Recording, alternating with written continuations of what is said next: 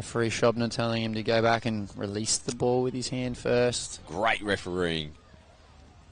It's one of those old school rules that's just never changed in touch football. You can't have your hands on the ball when you're tapping it. A couple of the leaguey boys that would catch them out from time to time when they drop back and play a bit of touch footy. Hold it in two hands and just kick it with their foot or something. Yeah, the old school way. It's caught a few players out over the years. Oh, that is flat. Now picking up, looking for offside players. Play on. They'll come back for the penalty.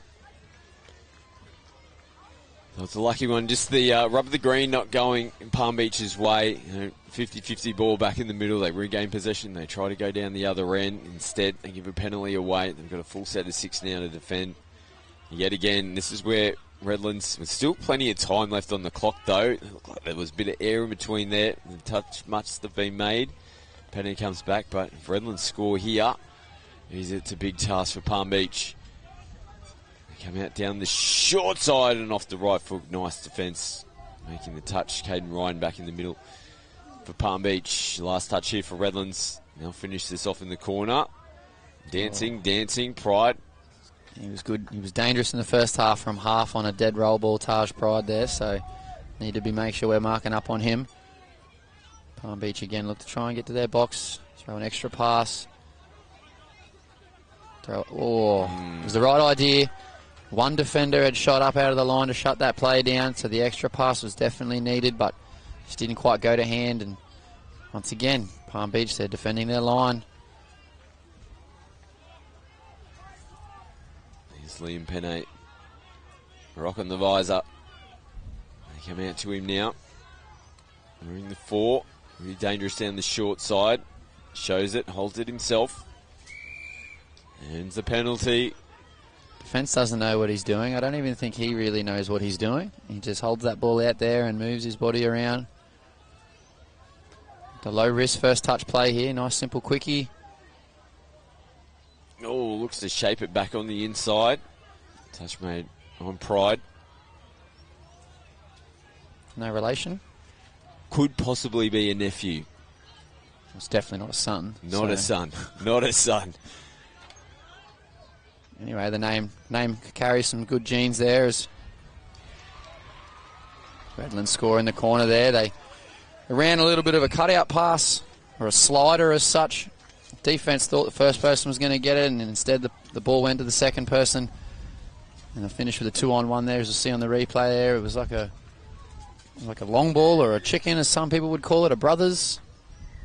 Palm Beach tried to shut it down, but unfortunately went to a different player, and Redlands winger scores in the corner there. Jace Caruana has probably scored 3 now. Yeah, it's his 3rd. Hat-trick. Quality game from the winger. That's exactly what you want from your wingers in big matches. These opportunities. Again, tricky conditions, ball swirling around.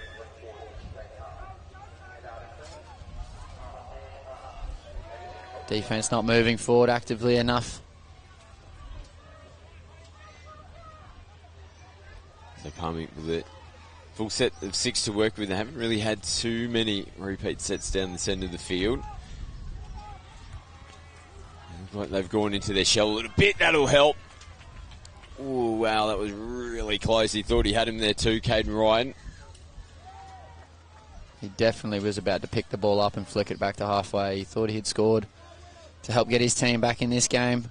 Time running out, down by 4. Going to need a score here. ML shape. Short ball, he's in. Oh, yes. That was very nice from Palmy. They needed that. Just a little spark of injection. The clock, though, might be getting away from them. Well, this is a good footy try here from Palmy. He did very well to hold that too. He probably fumbled it a little bit in his hands, but held onto it.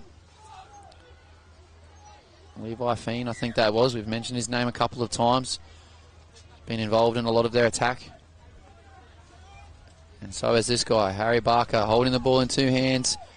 Oh, he got away from one, can't get away from the other. Just makes something out of nothing, doesn't he? It's a very strong Redlands side in the 14th division. They've obviously been training very hard over this season, knowing that Queensland State Cup's in their backyard. They want to have a good showing here in their home ground. And they certainly have done that there as Harry Barker tries to slide in for try number 7 and has got it. Yeah, they just held off him yet again.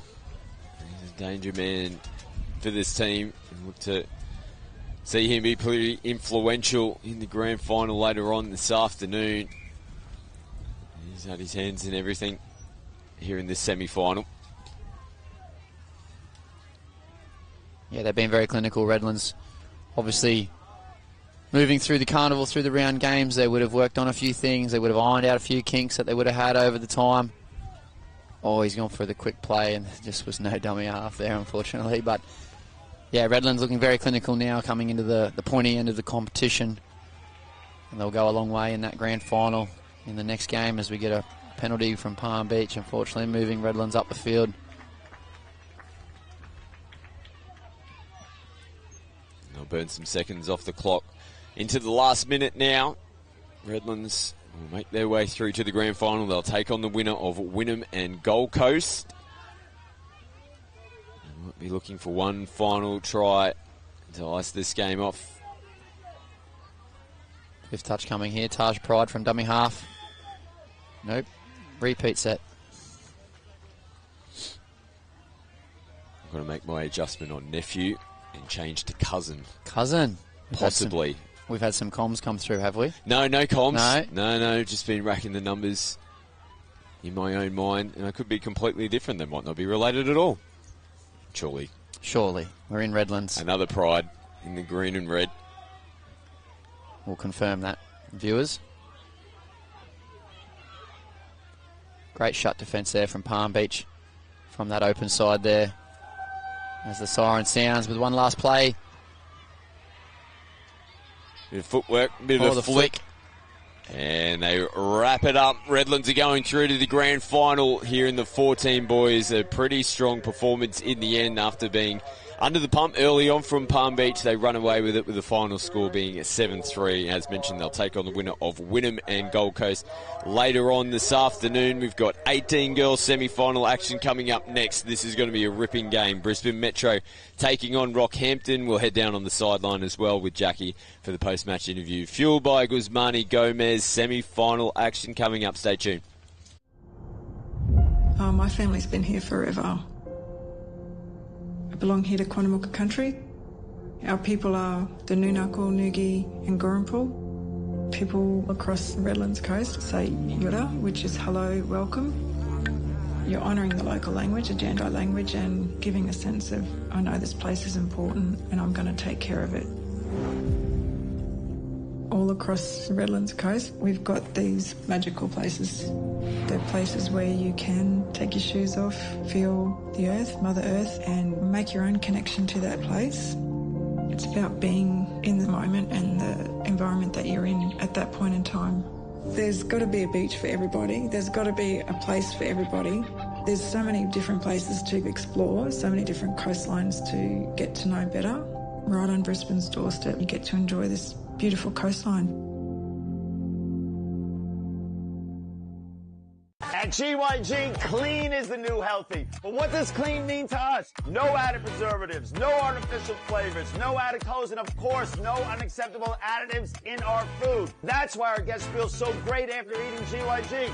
We're a food company. We are obsessed with every ingredient. It's our responsibility to serve you real, delicious, clean food. Who said fast food has to be bad food? Hello and welcome back to another post-game interview here in Cleveland. It's finals day of the Junior State Cup, and I've just grabbed some of the boys from the Redlands team who have just won. Ashton and Hudson boys, congratulations. That was a very convincing win. You put on a clinical performance from start to finish, but Palm Beach definitely made you guys work for it, right? Yeah, definitely. Yeah. No, they were on top of us in the first few, but then we dug in and got a few points on them, which led us to the win. Absolutely. And what did the coach say at halftime to just help you get over the line and get that nice gap between the teams? Just keep the energy up, really. Just keep doing what we're doing. Just get a bit of width on our line attack as well. And, yeah, that's about it. And how's the weekend been so far? Obviously, it's been pretty good, but obviously you must be tired. This is day 3, right? Yeah, pretty tired, but we've had a few quarters in our semis have been pretty good. Hard games, but they've been good, so we've been pretty good. We've had the energy through the training and through the games, which led us to the last 2 wins. Awesome. Now, are there a few things that you guys can still work on? There are a few things that we learnt from the game just now. Just like staying tight in that middle defense and our line defense. Just using our other players, using everyone on the field. Yeah, that's about it. Yeah, we definitely need to work on a few things. Hard touches, forward passes and stuff. As you see, it's pretty windy, so those passes were going pretty forward.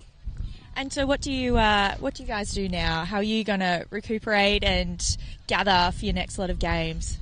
We're just going to sit down, have a quick eat, re-energise. Yeah, just talk about what we're going to work on for the grand final and just keep our heads in the game. Awesome. Is there anyone that you want to give a shout out to who might be watching back home? My mum and my dad and my family. Yeah, my mum, my dad and my family. Yeah. Awesome. Because we wouldn't be able to make it to training without them, would we?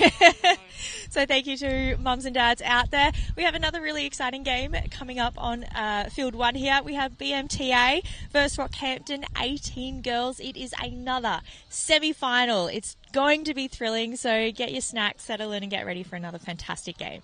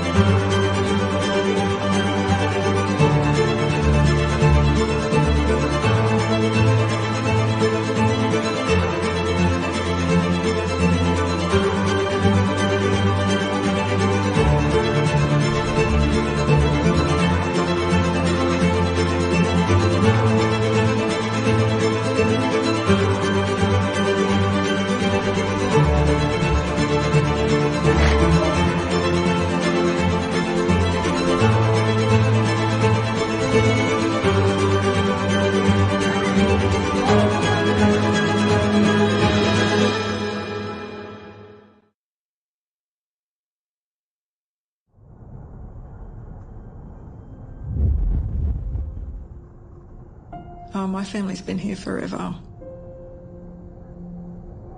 My name's Delvine Cockatoo Collins. I belong here to Quandamooka country. Our people are the Noonuccal, Noogie and Gurrumpul. People across the Redlands coast say Yura, which is hello, welcome. You're honouring the local language, a Jandai language, and giving a sense of, I know this place is important and I'm going to take care of it.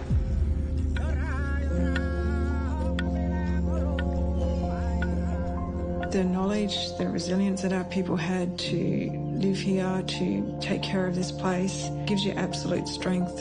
I'm truly grateful to be part of the oldest living culture in the world. You live your culture in different ways, and those traditions carry an importance to your family, to your extended family.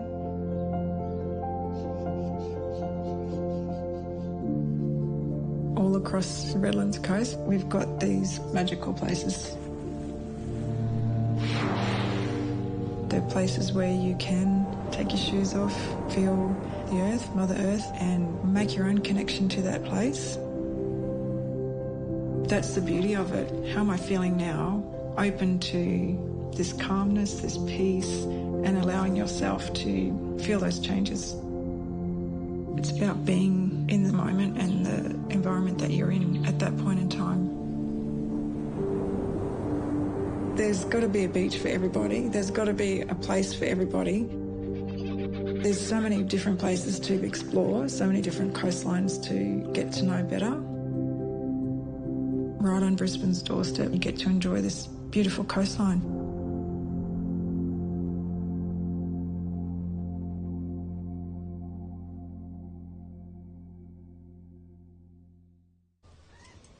Welcome back to the Queensland Junior State Cup. It is semi-final action for the 18 girls. Brisbane Metro taking on Rockhampton. Scott McAllister and Blake Hornbrook in the commentary box for this game.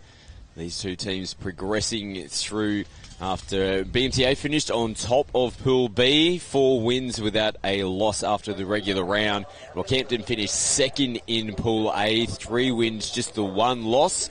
And the second semi-final will be between the UQ Rebels and Palm Beach. That'll be taking place at the same time to see who will progress through to the 18 girls grand final later on this afternoon. A couple of two heavyweight teams here coming up against each other. As expected, when you saw the team list and draws coming out before the tournament, you'd expect to see Rocky and Brisbane make their way through to the semi-finals, and that's exactly what we've got, Blakey boy. Yeah, definitely, and it was interesting to see there on the ladder there with BMTA having a 34 tries for and only 3 or 4 tries against. So either their defence is very good or unfortunately they haven't been tested too much through these round games. So this might be their first opportunity against some good opposition in attack, as we know Rocky to be. The 18 girls had a narrow 1 try or 2 try loss to UQ Rebels to decide first and second, and they had a very close 1-point win against Gold Coast to decide between second and third. So coming away second there, Rocky, coming up against BMTA in a first semi-final. It's going to be a red-hot game. We'll have our first grand final at the conclusion of this match, Gold Coast and Rockhampton in the 16 girls. So grand final matches to come here from the Junior State Cup. We hope everyone's enjoying the coverage on KO Sport and Sky Sports Next as well. If you're tuning in for New Zealand, you've got one of your own here with me in commentary. Blake Hornbrook will be representing the New Zealand men's 30s at the World Cup very shortly. It's an exciting time for you, Blake. Yeah, kia ora to all the fun now back home. It is an exciting time for a number of people in and amongst the touch scene with the World Cup only a week or 2 away. I myself fly out on Wednesday. I was speaking to some of the referees before they fly out on Monday. Everyone's very excited about it all. Looking forward to it kicking off, as we see here in the 18 girls semi-final with Rocky on the tap. Straight into their tap moves as they bring it towards the sideline. See how they go in the opening possession here. Rockhampton happy to roll downfield. Lila Pratt, the Kerry Norman medalist for 2024. Received that award yesterday. And then went the play, just probably had the timing wrong there, just a step or 2 behind. Might have been a little bit too wide out there on the left as well. But through a question there, opening start. Yeah, Caitlin just missed the jump there on that sweeper shotty. As we streak down the sideline. Well, they've fallen away in defence, Rockhampton. Wow, what a start from Brisbane. First possession and streaking down the sideline to get the first try on the board. Yeah, replay here, touch 2. Catch the winger infield a little bit too far and lots of pace there. Yeah, Vasny scoring that try for Brisbane very quick. They'll be tightening things up a little bit around that sideline. Now Rockhampton knowing how quickly she is, half a chance and she was gone. Yeah, but Rocky, they won't talk too much about that. They'll obviously fix their defence a little bit, but they'll be straight into their attack here now, looking to equalise it and get back to 1-1. Plays offside here for Brisbane. Repeat set. As Olivia Jenkins taps and restarts, she'll get the footy again. Bit of space on the left-hand side. If they can get it through the hands. Footwork back on the in. And all clear from the referees. What a hit back there from Rocky. It was just obviously a defence here from Brisbane. Pretty compressed, but it was great ball work. And I thought when she cut back in, it might have been over. Bang, left foot. Yeah, County's early release caught the BMTA defenders not quite shutting at the same time, and some great hands from the link to finally get that last pass to the winger, and some good footwork there as well. And 2 minutes in, 1-1. Ella Williams with the score, and the try, and the classy finish as well on the back of it. See BMTA get into their line attack now. Roll ball in the 7 into that rooster shape. Great defence there from Rocky. Penalty coming for Rockhampton. Forward pass back on the inside. Oh, an away set. Oh, yeah. Their turn to run down the sideline on touch 1. Sarah Bajaya there rolling the ball. Bundaberg local playing for Rocky. Now they go to their box, so they shift the ball one way. Now go back to the sideline. Manai up the sideline. And the subs come on. Over the halfway, and they just get held up there. Referee's going to give a penalty as well. I could see the contact just slowed up to play the ball. Coming in from the side. Brisbane giving a couple of penalties away in their own end of the field. Brooke Hill deciding to hold the ball up there, not pass that, or push that extra pass, I should say. Only touch 1 again as they look to roll into the 7. Hill The plays Roosters it. say, Oh, yeah, taking Neil up at the line. tall girl to try and throw the ball over the top of, that's for sure. And here she is from half. So I'm sending it off. Nicola gets it going forward. Neil again picking up good metres. Starting to find their legs a little bit now as they say that. An incorrect play the ball. And it's another error from Brisbane. Still pretty calm and composed in the box at the moment. Oh, unfortunate there from Rocky on touch 1. Handing it over. So BMCA get off that one. Back on the ball.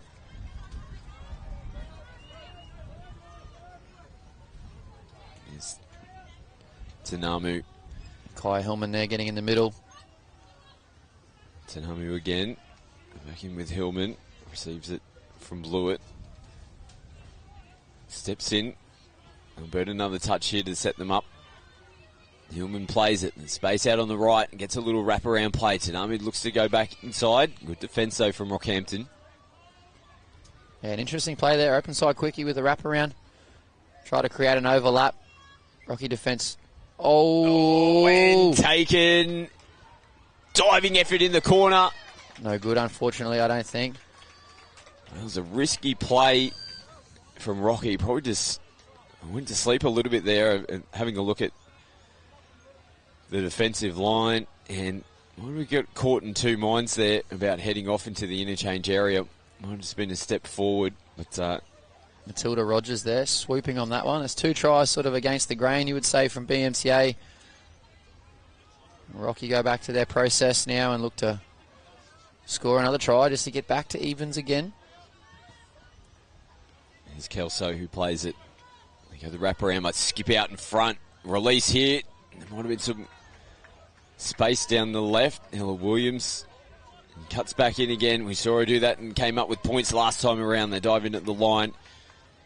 And Vijaya is caught on the last possession. And they work Brisbane around again while they were defending their line. Work their subset now, so good hold up on the pass there. Lily Neal. As Tanamu comes on there onto the ball. Great meters, good speed. Got Rocky rolling.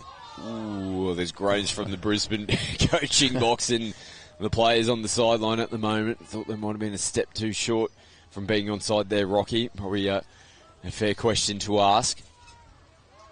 Bringing the pressure here from Rocky, from BMCA, sorry, now is Lily Mitchell, another Bundaberg prodigy. Down the sideline. Go, Lily. Nice one, and taking off as well. Looks like she's gone. They're coming back at her, and she has taken away Lily Mitchell. Yeah, girl. Well, we've seen wingers streak down the sideline on both sides of the field. Firstly, Brisbane, and then this time, Lily Mitchell just went to sleep on her, didn't they? Certainly did. Vasny on that wing there. She did it the first time. Ran around for BMTA. This time was Lily's turn. So 4 tries so far, and really only one has been an actual attacking play on the line. We've had 3 unorthodox ways of scoring, but nonetheless, they are still tries. So 2-2. And 1-1 on the wing battle on that far side of the field as well. And shaping up to be an absolute ripper as they come back inside. Nicola, referee's doing a lot of pointing at the moment, and the final one that matters is pointing down to the spot and awarding the try to Brisbane. And they respond nicely and reclaim the lead. We've got a 7-metre try. There you go. Middle play here.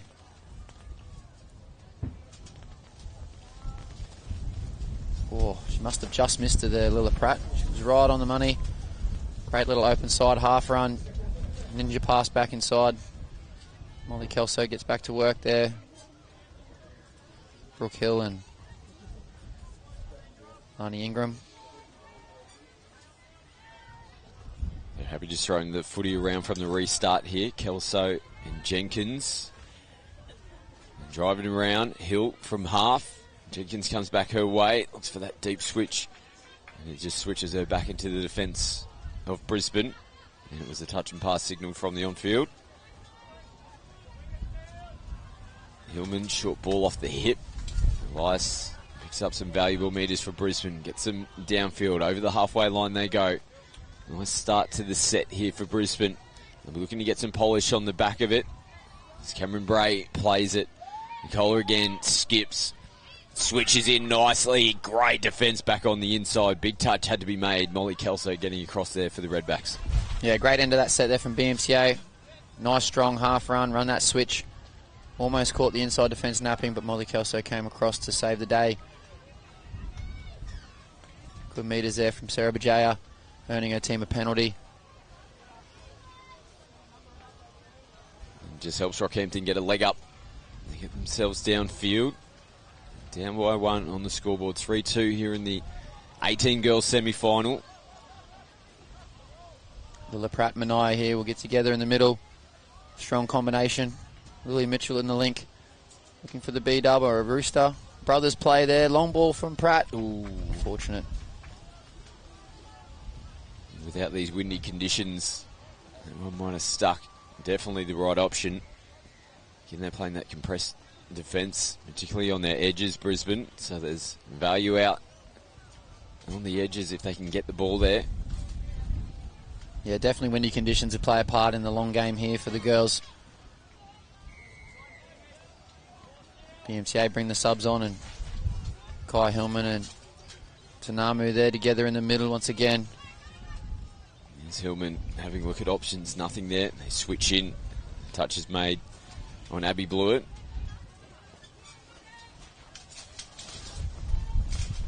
Our mark here is about to take off once again with these strong gusts. Getting very nervous about this tent. Very nervous. Structurally sound, surely. Yes, it's held together by probably 2 or 3 pegs. And a zippy tie. Zippy ties have never let anybody down at any stage, so we are safe as houses under here. 3-2 here. Game's on a knife edge coming into the end of the first half. A few minutes to go as Rocky look to open it up down the sideline. Great sliding defence there from BMTA to hold them out. He's tried the 7. Ingram across. And a penalty here to Rockhampton.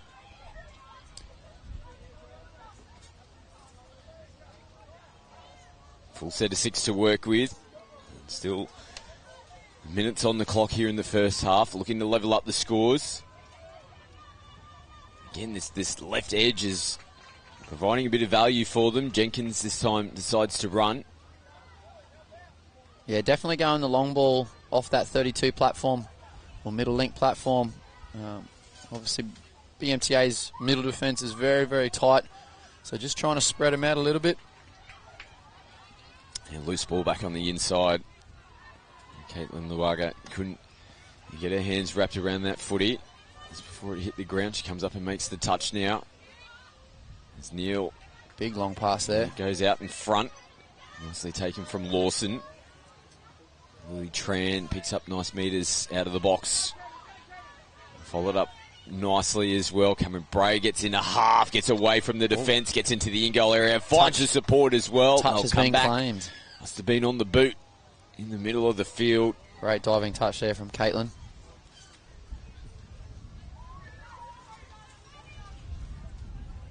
So Rocky just needing to regain a little bit of momentum here. The BMTA has probably had the better of the first half when it comes to getting down the field and getting to the 7 and looking a little bit more dominant with the ball. Lily Mitchell comes on with a full head of steam. Manaya and Molly try and finish the set. Manaya moving the defence around, getting that strike touch. Made 25 metres there. Now just hasn't. Oh, and now, unlucky Sarah. It didn't look like she had too many options. Ball goes over the top of the Brisbane defence. Hold on to that. Might have been able to get a little 2-on-1 down the left side again. Favourite side so far in the first half. Once again, BMTA roll into the 5th. Get that strike touch there. Here's Nicola yet again. Just needs that final pass to stick, and it does exactly that. She hits those balls 9 times out of 10. 10 times out of 10, I would say. She's a quality ball player. Yeah, it's just about that relentless effort from BMTA to roll through the field and get to that 5th touch. Even though that 5th touch is 15, 18 metres from the try line, they did it at such pace that it just allowed Nicola there to run straight through from dummy half and find an open winger. So up by 2 now, Brisbane. Into the last minute here of the first half. A try here would be very handy for Rockhampton. Keep them in striking distance. We'll get some confidence going in to the second half.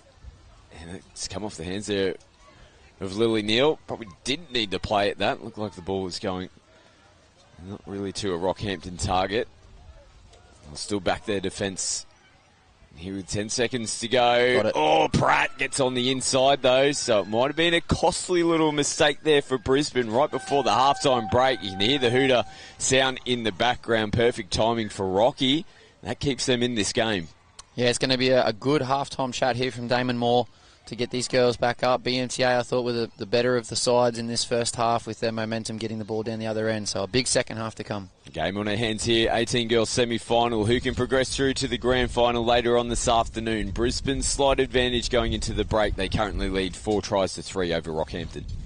At GYG, clean is the new healthy. But what does clean mean to us? No added preservatives, no artificial flavors, no added colors, and of course, no unacceptable additives in our food. That's why our guests feel so great after eating GYG. We're a food company. We are obsessed with every ingredient. It's our responsibility to serve you real, delicious, clean food. Who said fast food has to be bad food? At GYG, clean is the new healthy. Love ya. Did you know that 1 Australian is diagnosed with melanoma every 30 minutes? Even incidental sun exposure can lead to skin cancer all year round. So, if you're grabbing a coffee on your way to work, hanging out the washing, or just getting a little practice in, it all adds up. That's why it's important to check your skin regularly. And if you notice any changes, talk to your GP. Don't let your guard down this winter. Slip, slop, slap, seek, slide.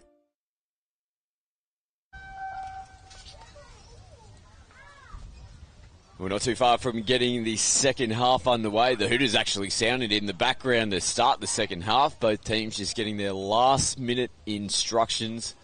Brisbane heading out onto the field. They're up by 1. Rocky will make them wait as they make their way out onto the park now.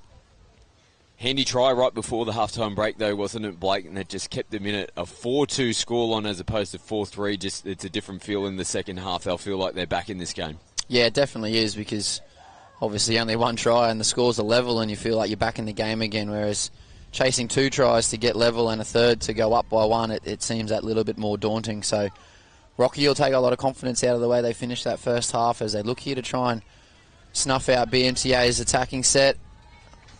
Unfortunately there, they were very good on the line. BMTA very clinical and pushed that score line back out to 5-3. There's Nicola again. She's just had a hand in absolutely everything for Brisbane as expected. One of their absolute gun players. Working with Tinamu, gets the early ball, shapes to go long. No pressure coming on the inside defence there from Rockhampton, and Brisbane. They're the first to score here in the second half. Back up by 2. Swing the pressure Back on to Rockhampton. Definitely got their strongest attacking set out here. Rocky, Manaya and Lila Pratt there as well as Ingram. So hopefully they can get the girls back within that one try again. 14-minute halves, they're definitely not a long time to be chasing points for too long. Another penalty here, the second. Coming back in field.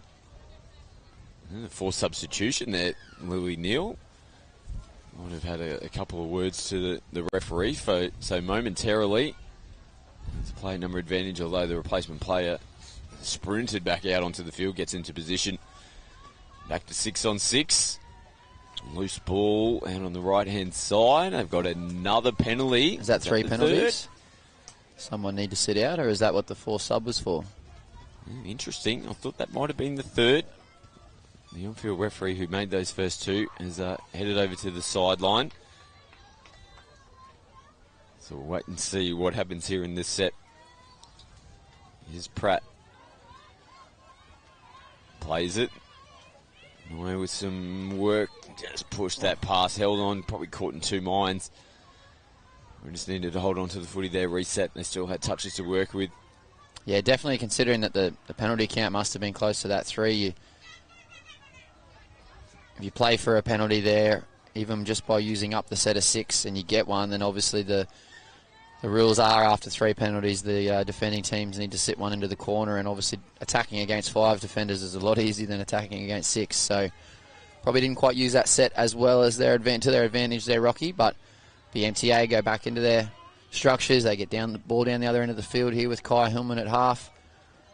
5th touch coming. We'll look for Kai Hillman to pick up. Set it up for her now. He scans, has a look at the defence, goes link ball. Nice cover defence coming across there from Lani Ingram. Good set though from BMTA after the pressure on their line. They've gone all the way down the other end of the field, put it on the 7. As Rocky now look a little bit clunky in their subset. Working hard for meters here, the Redbacks. Oh, Hillman's gone down. She pops back up to her feet now. Loose ball back on the inside. They've just gone away. Things feel like they've dropped off a little bit here for Rocky in the second half. We've just gone away from their run game a little bit, Rocky.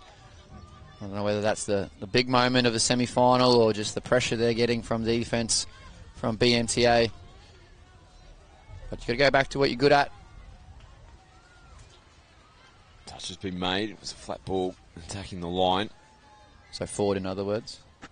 I'll say flat. Refs are definitely in better position there than what we are. Down the back end of the field, but they're shelling peas at the moment, Brisbane.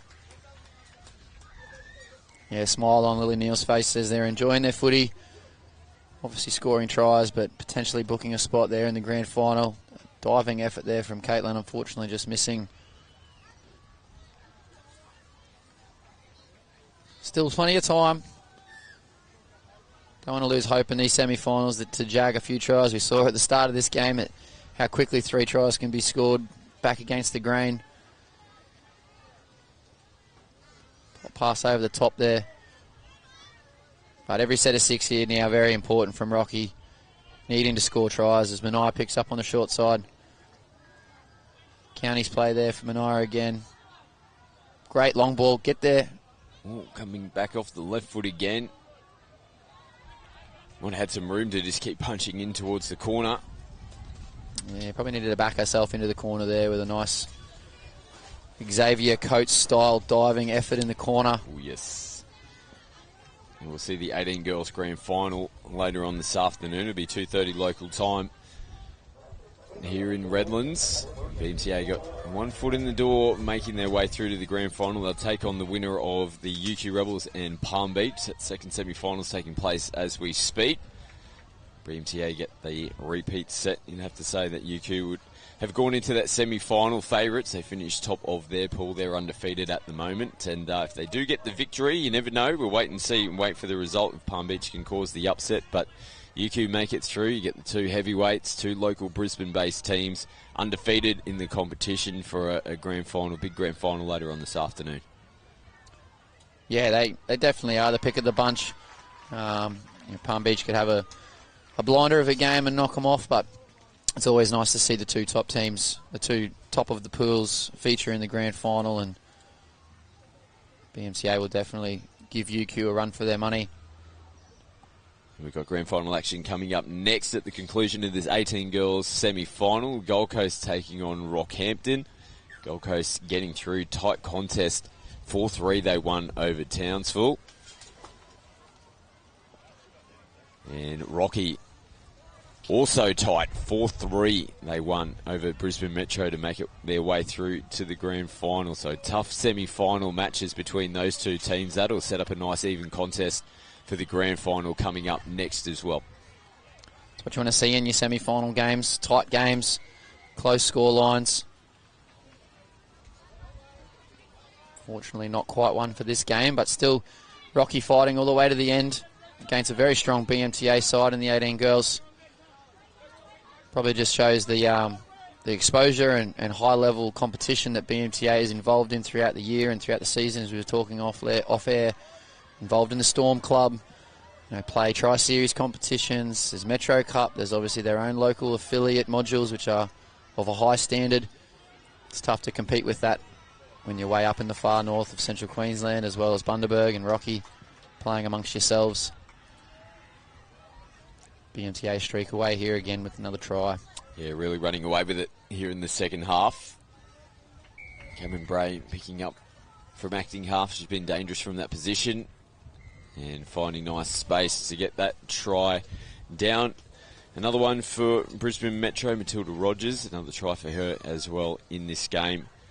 And for those that might be interested in the 18 boys, we won't see their semi-finals, which are due to come up at 1:20. The grand final will be later on this afternoon. So the semi-finals, Gold Coast will be taking on Redlands. Redlands winning their quarter-final in extra time over Townsville.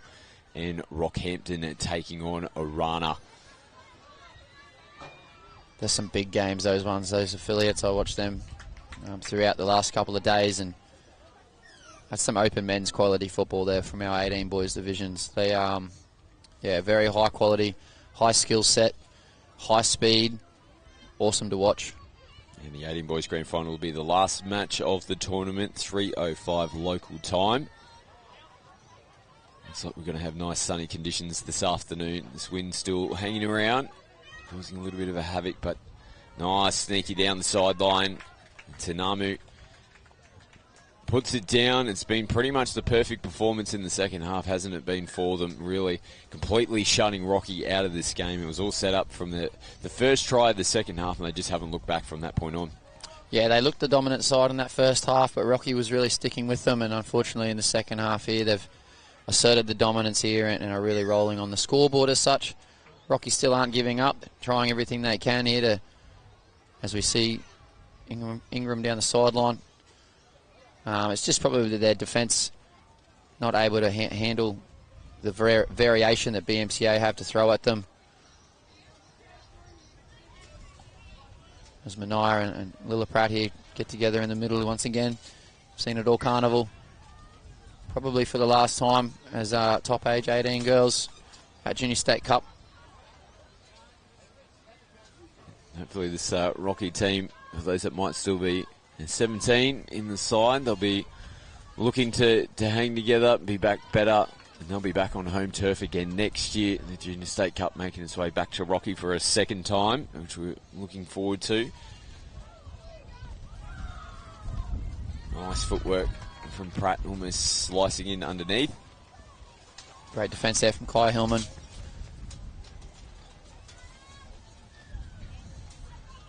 Here's Pratt again. Has a look, releases. And nice slide defence from Brisbane. A well-oiled machine, the BMTA girls. Obviously spent a lot of time together. Plenty of different options in their subsets, their defensive policy as well as their line attack. Plenty of people in motion, bodies in motion there. Pop-out play was read well there by Ingram, causing the mistake. Rocky will regain possession here around the halfway line. looking to finish off their tournament in positive fashion. Great effort to make their way through to another semi-final here at the Junior State Cup.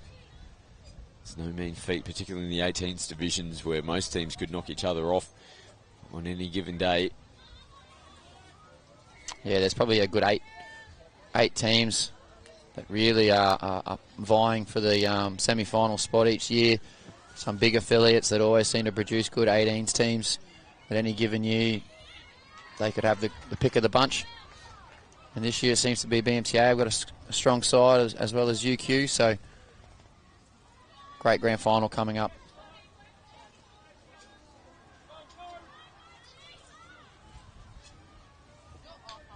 Brisbane rolling downfield yet again. Under 2 minutes to go now. On their way to another grand final. Definitely look like they've taken the foot off the gas a little bit here and just cruising through these last minute and a half. Billy Neal and Kai Hillman here getting in the middle. Let's see if they can come up with more points. Elias feeds it from half. Hillman, one-on-one. Can't get it done. We saw her on day one have, would have been the right knee heavily strapped. She's gotten rid of that strapping. Would have been holding her back a little bit. Good to see her out there running somewhat freely throughout this semi-final. She'll be a big player for them in the grand final later on this afternoon. It's good to see Rocky coming back with their run game, running onto the field with great intensity there. Molly Kelso, half run for Mania. Unfortunately, still solid defence there from BMTA. We've seen all half. Haven't let a try in this second half. They've been so strong in the 18 girls division in Brisbane Metro over the last year. They're last year's defending champions, knocking off this team. Rockhampton 6-3 was the final score in that one.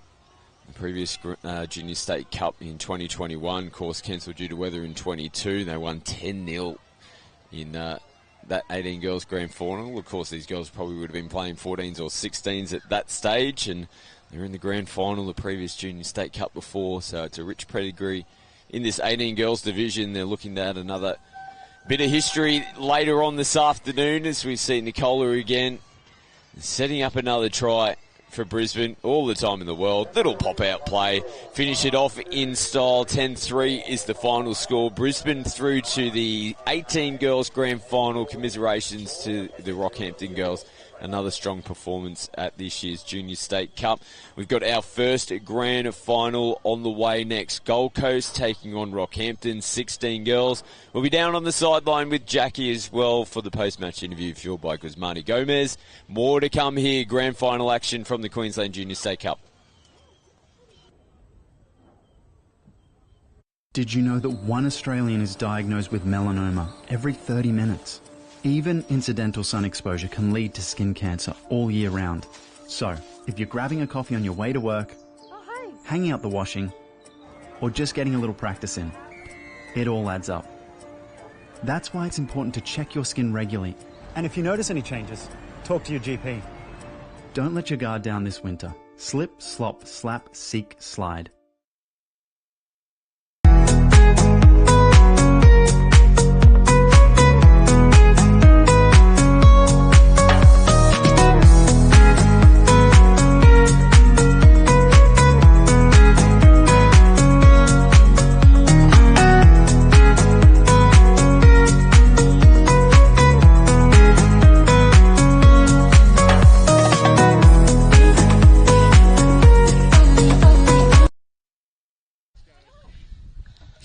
Hello and welcome back to another post-game interview.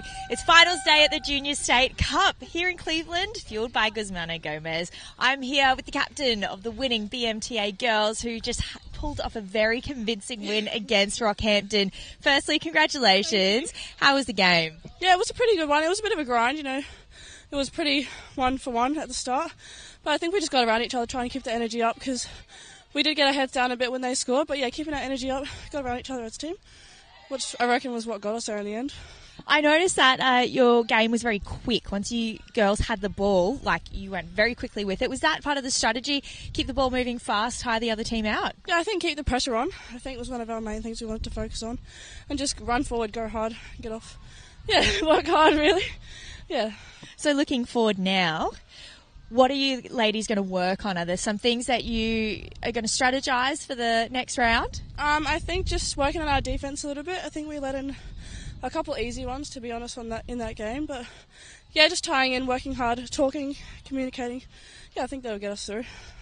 You must be feeling pretty confident after that win. Oh yeah, it's pretty good energy after that one. But yeah, and yeah, so are we. How do you keep that energy up? What do you ladies do now? Music, good vibes, stay around each other. But yeah, do you have a pump-up song that you have before the game? Rich Baby Daddy. That's a pump-up song, but yeah. That one sounds pretty good. And has it been a good weekend? Yeah, it's been really fun. I mean, this is one of the best tournaments, I reckon, for the year. It's my last year, so that's a bit sad, but yeah, it's a really good one. Do you reckon you'll play up next year? What do you... As in, like, go to the seniors, or...? Yeah, definitely. I want to keep it going. Yeah, it's good fun. Fantastic. And is there anyone back home that you want to give a shout out to, or a big thank you? Just my mum, everyone in my family, but yeah, that's all. Well, congratulations on the win. Go rest, go rehydrate. Thanks for having a chat to us. We have another very exciting game coming up here on Field 1. It is our first grand final. It is the 16 girls, Gold Coast versus Rockhampton. Enjoy, guys. Settle in. It's going to be another thrilling game. At GYG, clean is the new healthy. But what does clean mean to us? No added preservatives, no artificial flavors, no added colors, and of course, no unacceptable additives in our food. That's why our guests feel so great after eating GYG. We're a food company. We are obsessed with every ingredient. It's our responsibility to serve you real, delicious, clean food. Who said fast food has to be bad food? At GYG, clean is the new healthy. Love ya.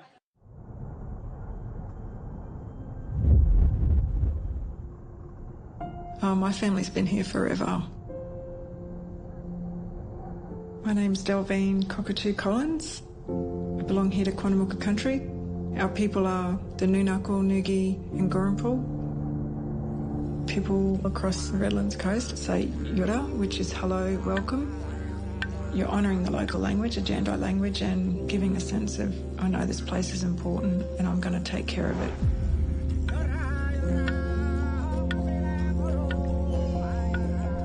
The knowledge, the resilience that our people had to live here, to take care of this place, gives you absolute strength. I'm truly grateful to be part of the oldest living culture in the world. You live your culture in different ways, and those traditions carry an importance to your family, to your extended family.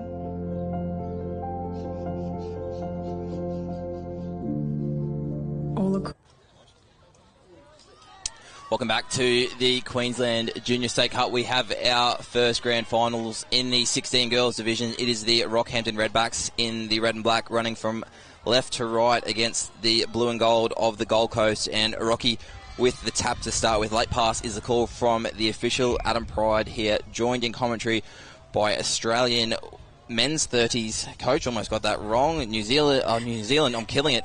New South Wales men's open coach, Carly Banks. Looking forward to this one, Carly? Oh, absolutely, Adam. These two teams have been, standouts, obviously, to get themselves here to this point, and let's see what sort of show they put on for us. Gold Coast towards the middle of the field, and nice touch there from Rocky. They'll be happy with that first defensive set. These two teams played this morning. They were both in Pool A of the under-16 girls divisions. Gold Coast got the chocolates this morning, 4 tries to 3. So expecting a tight tussle, but a nervous start here from the Redbacks. Yeah, and it's a bit of a tricky one, isn't it, Adam? When you come up against a side earlier in the day, and then you play them again. So we see what lessons both coaching boxes have learnt. Yeah, they will. They're attacking towards that far link, and it's robust attacking for Gold Coast, but a good touch there from the Redbacks.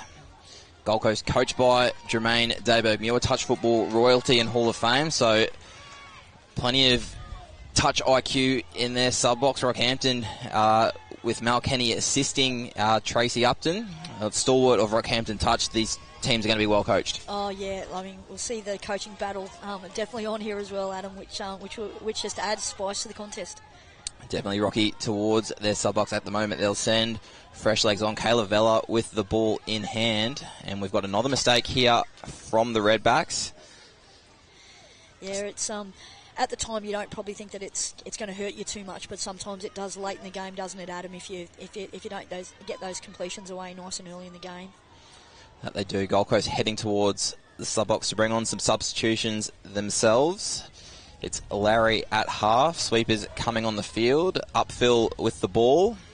They're heading towards the short side. A bit of space towards that edge, but closes quickly on McLaren, and they'll turn it over on that far edge. Rocky heading off their line. Now 2 touches, not going too far forward at the moment. Vella dishes off, and another mistake here from the Redbacks. What do they need to do here, Rocky? Carly, is it just got to settle the nerves a little bit? Yeah, I think they're fairly flat at a transition, Adam. Like Gold Coast are doing the right thing by finishing the ball on their own sideline, and it's frustrating the Redbacks that they're not getting, out of their end too much. I'd get a little bit deeper, take my time, make sure that first touch is really direct and hard, and try and buy myself a little breathing space to get, out of their set safely. But they've got to contend with this attacking foray, and that's a nice long ball, and just floated forward at the end there, Adam. Yeah, forward pass, the call from our officials. That was Harper Eldridge. She's one of the danger middles to watch out for in this Gold Coast side. Rocky, see if they can have a better finish to this set. They're heading towards their sub-box and recycling the ball with Vella. She's at the sub-box now. Fresh changes will roll on, and nice little recycle play there from the Redbacks using Sandilands. No touch is the call, so more metres here for the Redbacks, 5th and final. And at least this turnover is going to be in a slightly better spot. Nice intercept there from the Gold Coast winger. Yeah, they've gone away towards that box near Gold Coast, which has sort of played into their hands, though, again, hasn't Adam? But they're a fortuitous drop ball there, and we'll see what Rocky can do with this fresh set of 6 in decent field position. Set of 6 now on the 10-metre line. They're going to throw a big dummy there. Question asked for a touch and pass. Officials not coming forward. Hardy with the ball for the Redbacks. She's working with Sandilands. They're going to send a sweeper from this right edge. Gold Coast playing a bit of cat and mouse here, making the touch. So Rocky continuing to be patient with it, and Sandilands now has the ball. It's a rooster, and they hit an early link. A bit of space here for the Redbacks, and that looks like it is down. Referee disagrees. Touch made. Nice little rooster knife play there from the Redbacks. Fantastic little play there, and thought it was down for all money, but referees are on the spot, and we'll run with them, Adam. That we will. We should definitely shout out to our officials. We've got the largest Junior State Cup on record. I think it's something like 260 teams, which means we've got a record number of referees here, and just about every game's had triples. So big shout out to our officials. Yeah, they've done a magnificent job, haven't they, Adam? And it's been a really, really good Junior State Cup here at sort of Redlands, and it's been fantastic, and some great finals to finish things off for us today. McLaren touch from half there, so Rocky working it away from the far side of the field again. 2 touches caught in the middle, and now that shift will come, and a little bit of turn of pace. They're asking the question. They're going to. Yeah, this will be an interesting call. Could have gone either way. Yeah, I agree. Definitely. It's a tough one, isn't it, Adam? You're trying to get the ball as close as you can to that box, and you're trying to sort of get yourself off, but sometimes, foot in the ruck and hand in the ruck, and you're not being strong enough. It's 50-50 every time. You're right, you are. It is dangerous. They do seem to be struggling the first couple of touches. That shift, they're not actually getting momentum forward before they're shifting, so the mistakes like that can come, but fortune's favouring Rocky this time. They've got a final touch and straight through to the end goal, but a nice diving touch there from the Gold Coast defender, and they'll get a turnover now to work off their line. Gold Coast at their sub-box. Now we've got another mistake. Forward pass is the call. Yeah, and that's the thing, is that we step up, the referees step the game up, on the finals day, don't they? And so if you're not prepared for all those little 1% of things around, the rules and stuff, you can sort of find yourself in a lot of trouble really quickly. So, the coaches have to prepare their teams really, really well for just that step up. And once the referees decide that a rule is going to be something that they're going to focus on, got to make sure you get it right, don't you? 100% you do. Danger sign here for the Gold Coast. They get a repeat set, and Syrup is working with Price. They were Queensland 15's middles partners last year. Kayla Vella with the ball as well was also the captain of that side. So 3 state players on the field for Rocky. Vella looks short side, but Gold Coast have that under control with Collie making the touch on the inside. It's Syrup again working with Price, and they split open side. Nice early play. Knocked down. You see a little bit of space on the inside. Definitely. There, Carly. Yeah, you can definitely see that sort of later on. Hey Adam, like just like sort of little boy play might be good for him, or a little follow as well. Yeah, but I'm sure Tracy Upton, is a very, very experienced player, and obviously Mel Kenny's in the box with her. So she has been the master of that static game for years and years and years. So I'm sure that that wouldn't be lost on her. Gold Coast now with fresh legs coming out of the box. Nice hands in the middle of the field there from McLaren, and there's a chance here from acting half, and they've cut through to the in goal, looking for support here. Gold Coast, plenty of time. Still they can't find there. Oh, was that forward pass? Yes, the referee is going to call it. Plenty of time there. That was Charlotte Larry into the in goal, but good scramble defence then from Rockhampton. Fantastic. They didn't give up on the play, and they kept their cool, but she's definitely one to watch. She's a very good athlete, Adam. She kicked out from half and shopped around, and just a shame she couldn't link up with somebody. But they're going to face more pressure here now with a set and pretty decent field position here. Oh, so another commentator's curse, Adam. So that's our first one for the game. Banks Pride with their first. Rocky now working off their line.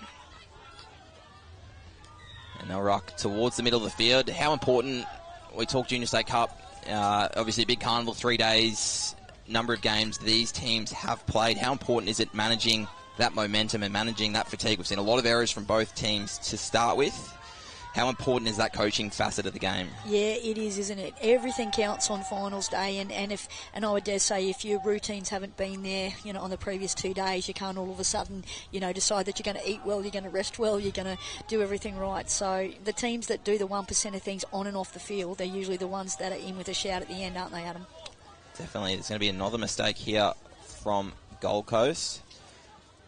7 on the field, possibly. Yeah. Throwing the ball away as well. So big set of 6 now for Rockhampton. They send some fresh changes on. Jenkins runs onto the field. And Rocky in the middle. Veach with the ball. They're looking static here, Rockhampton. Veach with the quickie gets the return back. Comes off the left foot, plays short. Good defence there from Calman for the Gold Coast. And they're static again. Little Counties play towards the middle. Jenkins throws long. Needs 6 to go. Touched in flight. Another repeat set here. Rocky sending fresh legs on. Vella, one of those players. Also recently named in the Queensland 18 side, Kayla Vella. And she's going to sweep from the right link. A little bit of cat and mouse here. Rocky probably looking for that penalty, not moving forward at the moment. 100%. They're going to send Vella on the sweep again from right link. Vella comes off the left, plays short. Yeah. Couple of dummies, good defence. Yeah, it's a little bit compressed for mine, too much, Adam. It'd be nice to see them, even if they want to play that quickie game, just check it off, move it back and forwards, and then come back for your strike when you're ready. And, trying to set them up, you know what they're trying to do, but, they basically didn't really make that Gold Coast line move at all, and so it was, pretty easily contained at the end of the day. Particularly when the Gold Coast defence not moving forward at the moment. Yep. You really want to try and get both edges up 100%. To engage them. So, Gold Coast now... This has been one of their strengths throughout the lead up to the Junior State Cup, their power game out of the sub-box. And that might be number 2 for the Pride Banks curse. We're on fire, Pride. 0-0 at the moment in this 16 girls grand final. Rockhampton with another chance to attack. Towards halfway, flat pass in the middle, sideline official has called it. The on-field ref has ignored it, though. And Sandilands is at acting half. She's going to look for a Rooster play now. They go short. Jenkins comes off the right foot. Recycled. Ball to ground again. Yeah, I think if you Tracy Upton and Mel Canning, you're a little bit disappointed with their use of the football when they've had a glut of possession, in this first stanza. And it's sort of almost that way that, if you've had that much you don't score, you can become a bit dispirited. So it's really important to to sort of keep your head on and understand that the game's still got a long way to go. And now we've got to change over again here, and an opportunity for Rockhampton to do a little bit better. And it's quite physical, and I think that's been coming for a bit there, Adam. I think the referees need to get a hold of this very quickly. That was frustration. The previous touch probably could have gone either way. Gold Coast were looking for a penalty, didn't get it, and sometimes with those 50-50s, that next call, you are going to get absolutely folded. That's exactly right. Been in a few of those over the years, Adam, so, not much fun, is it? No, definitely not. We've got Syrup and Price in the middle for the Rockhampton Redbacks, and they need to be running here, mate. I don't mind if they're running their static stuff, but run into it and give yourself a chance, just need to be, they're just playing into the Gold Coast team's hands there in terms of the way that they're attacking at the moment. So I'm sure that they'll have a bit of a chat at half time and sort of adjust that a little bit and just get themselves running a little bit more. Definitely Gold Coast now will be in decent field position themselves. They've all got a little piggyback penalty, and working now is Larry. She's looked dangerous early in this game for the Coast, and she's going to run open. They go short instead. Ball is gone. Nice defensive touch there from Rockhampton.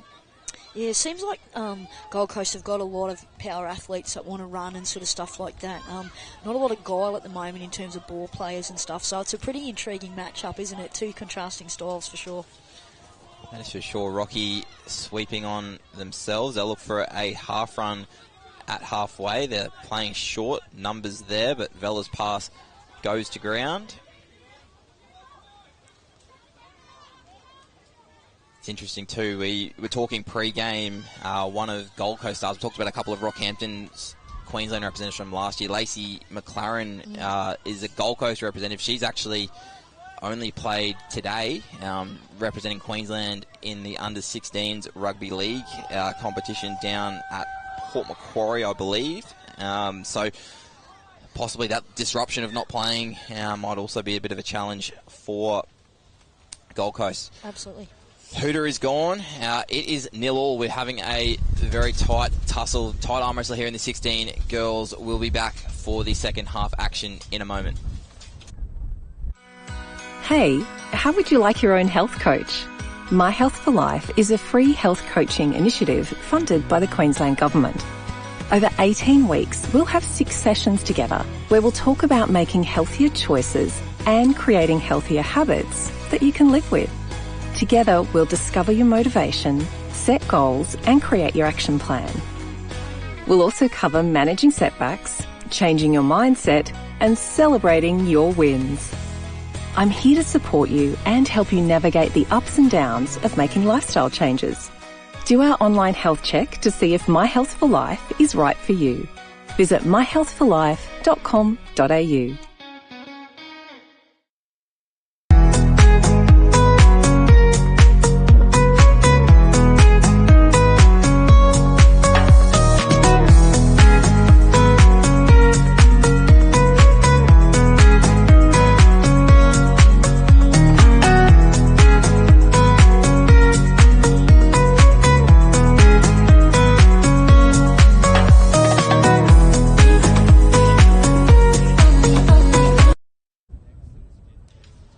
Welcome back to the Queensland Junior State Cup. We have our first grand final here on Field 1, and it is a tight tussle between the Gold Coast and Rockhampton. 0-0 is our score. Joined in commentary again by Carly Banks. Carly, what do you think some of the messages from our coaches were at halftime? Yeah, I think that Rockhampton would be looking to, get cleaner to the box, on the first 3, and really finish, the back 3 with some purpose. I think Gold Coast will be looking to make sure that they capitalise on their back end, because their first 3 are fantastic, but they really just have to have a punch play at the end of the set. Collie with the ball now for Gold Coast. They're attacking the line. McLaren's on the sweep. They look short side. Eldridge throws long. Gold Coast are cheering, but it's going to be very short because that pass has gone forward. Called from the sideline officials, but a bit of space there with that sweeper short side definitely. option. And that was good to see him throw that ball and sort of, but again, some flow there on the run. They're able to do that. And I think that's a key for both these teams, Adam. You get a bit of flow and then you play some footy off the back for sure. Definitely Rockhampton staying on the field here, driving through the middle. And Sandilands, they're going to forward pass off the acting half, well picked up. And that's the thing, isn't it? Like, when they switched from the sub-box to the direct rucking, it's the adjustment. And I think this is the thing that most coaches, whether you're coaching juniors or coaching open-level players, when you make that adjustment with your rucking, just give yourself a little bit of time with that, pass from the ruck and be aware of just being a little bit deeper. Definitely fresh legs coming on for the Coast now. They're subbing themselves, and Robust has the ball in hand for the Gold Coast. She splits and receives it back. Goes at the line. Nice. It's a nice little reverse quickie. I reckon that's close. Vella claiming the touch. Sandilands was turning around in circles. She didn't know where the roll ball was. Yeah. But touch is made. They're going to get a penalty. Must have been for Sandilands being offside. Vella makes the touch. They go towards the short side. Good question here from the Gold Coast number 23. That is Robust, and they're going to play through. So we have our first try scorer here in the 16s grand final. Michaeli Robust scoring for the Gold Coast. And she deserved that one, Adam. She's been probing and she's been asking a lot of purposeful questions and, finally gets one in her favour, and that's a much-needed try there for the Gold Coast. Let's see how Rocky respond. 0 half-time. We've got a try in our second set of 6, so we'll see if the second half can open up for both sides. Rocky towards the middle of the field with chopping. She is going to drive on her opposite link, and Price and Syrup working together in the middle. Syrup with the ball in hand. A little early pass. Price now catch and pass. Referees are talking. Yeah, they don't like. Yeah, they like it. And they are happy. Nice little bat on play here. A little rooster from the Redbacks, and it was great hands there from Millie Price. Yeah, fantastic release here, and then this is the money ball. Bang. No look, catch and pass. Knew she had some space on the outside. She could just get it to the winger, and she does nicely. And we're tied up again here. Adam, 1-1. Ellie Goodwin, the try scorer for the Redbacks. 1-1 in our 16 girls grand final. Gold Coast looking to hit back, and it's Harper Eldridge at half in the middle of the field, working with Rosaria Williams. Williams receives the ball back from Eldridge and asks a question, but referees happy that Taylor Welfare was onside there for the Redbacks. So last touch, Eldridge off the left, off the right, and a good defensive stop there for the Redbacks. Very important after points. Yeah, 100%. They've done really well, and they've negotiated the threat really, really well. And let's see how they go getting out of their end. And there is some space down there, and that's really nice vision. And she's away. Ooh. Good run from Goodwin, looking for her second try. Yeah, fantastic effort there from the winger to save the day there for the Gold Coast. That touch had to be made. Rockhampton will have a strike dump towards the middle of the field as they kick towards the right link. Acting half looks left, comes right. And they're going phase again. Questions about the touch count, but play on is the call. And now it'll be 6 and a turnover. So Gold Coast now working themselves off their line. We've got a penalty. And, the referees give the mark. Play on. There's space here in the corner. Trouble. Over the top, diving in, and I think she's grounded it. All clear. That is a great finish. Isabel Jensen gets her name on the score sheet for the Redbacks, and a quick turnover, and Rockhampton make the most of it. Yeah, presence of mind there from the Redbacks, and a quick shift and great vision over the top, and Isabel Jensen in the corner. Rocky out to a 2-1 lead. Rocky 2-1. Great finish there from Jensen. Great athleticism on show in our 16 final. And Gold Coast now under pressure here. Collie with the ball in the middle. Working there with Robust. She'll be at acting half. That's McLaren at acting half. They ran away from Michelle Robust. They're going towards that short side now. McLaren comes off the right. Good touch there and a good set of 6 from the Redbacks. Yeah, you'd like to see these Gold Coast girls just feed the ball off the ground and get the person live, and they could ask a few more questions sort of there, I think, Adam, close to the line. Definitely one of the traits, which we talked about the first half, was that power game of the Coast, but on the line, they like a lot of those open side quickies, releasing nice and early with their right to left pass. Just haven't quite seen that yet in this half. Pass over the top there from the Redbacks. He's picked it, yep. I thought it was marginal at best, and that's it. But I wouldn't be too upset if I'm Rockhampton. I like the fact they're trying to recycle the footy at them, and they're trying to make, commit those athletic Gold Coast girls, to sort of, give up one more person and sort of one more pass, and that sort of, gives you an opportunity to mess with their shape a little bit. Good run here from Rosaria Williams, but equally good touch there from the Redbacks. Williams has the ball. They're running towards the middle of the field. Lowry's at acting half. She's using Williams, coming off the right foot, and good strike there from the link. Lily chopping, taking away some time there from the Coast and earning her team a turnover. Yeah, Rockhampton have looked really, really comfortable defending the line as well, Adam. They haven't felt they've been under too much pressure. And when Gold Coast did put them under pressure in that opening set after half time, they went off a 4-on-3 expansive, platform. So, if I'm over there and I'm drumming, I'm maybe thinking that might be the way to go, to give themselves, more of an opportunity to get their athleticism into the game. This is one of those coach killers. You've worked really hard for 4 touches. Yep. You've got a turnover near halfway, and we've found an offside penalty. So a little bit of ill discipline there from the Coast, giving the Redbacks another opportunity as another turnover themselves. Yeah, sort of played it to the side. Yeah, it's an interesting call, but yeah, play on. They head towards their sub-box now. Fresh Legs will be on the field. McLaren has the ball in hand, and she'll recycle with Eldridge. Eldridge receiving the ball back from that dump split, driving towards the middle. And we've got an added element now, Adam, with the first few spots of rain coming here, and I wonder what sort of impact this is going to have on the contest. Yeah, touch and pass on this occasion. So wet weather, you definitely like being in front when the weather starts. Yep. Conditions... We had a fair bit of rain overnight. Underfoot, it's actually not too bad. Had a game on field 1 this morning, and it was quite pleasant. The biggest challenge has been the wind. Yeah, 100%. Seen some flying cows before. It's all happening with twister weather, mate. So, yeah. The wind is behind Gold Coast back in this half. Rocky with some energy out of the box, and it's Syrup who drives for Price, and she'll do the same thing again. Millie Price from acting half. We saw her hands before, and that pass on this occasion goes to ground.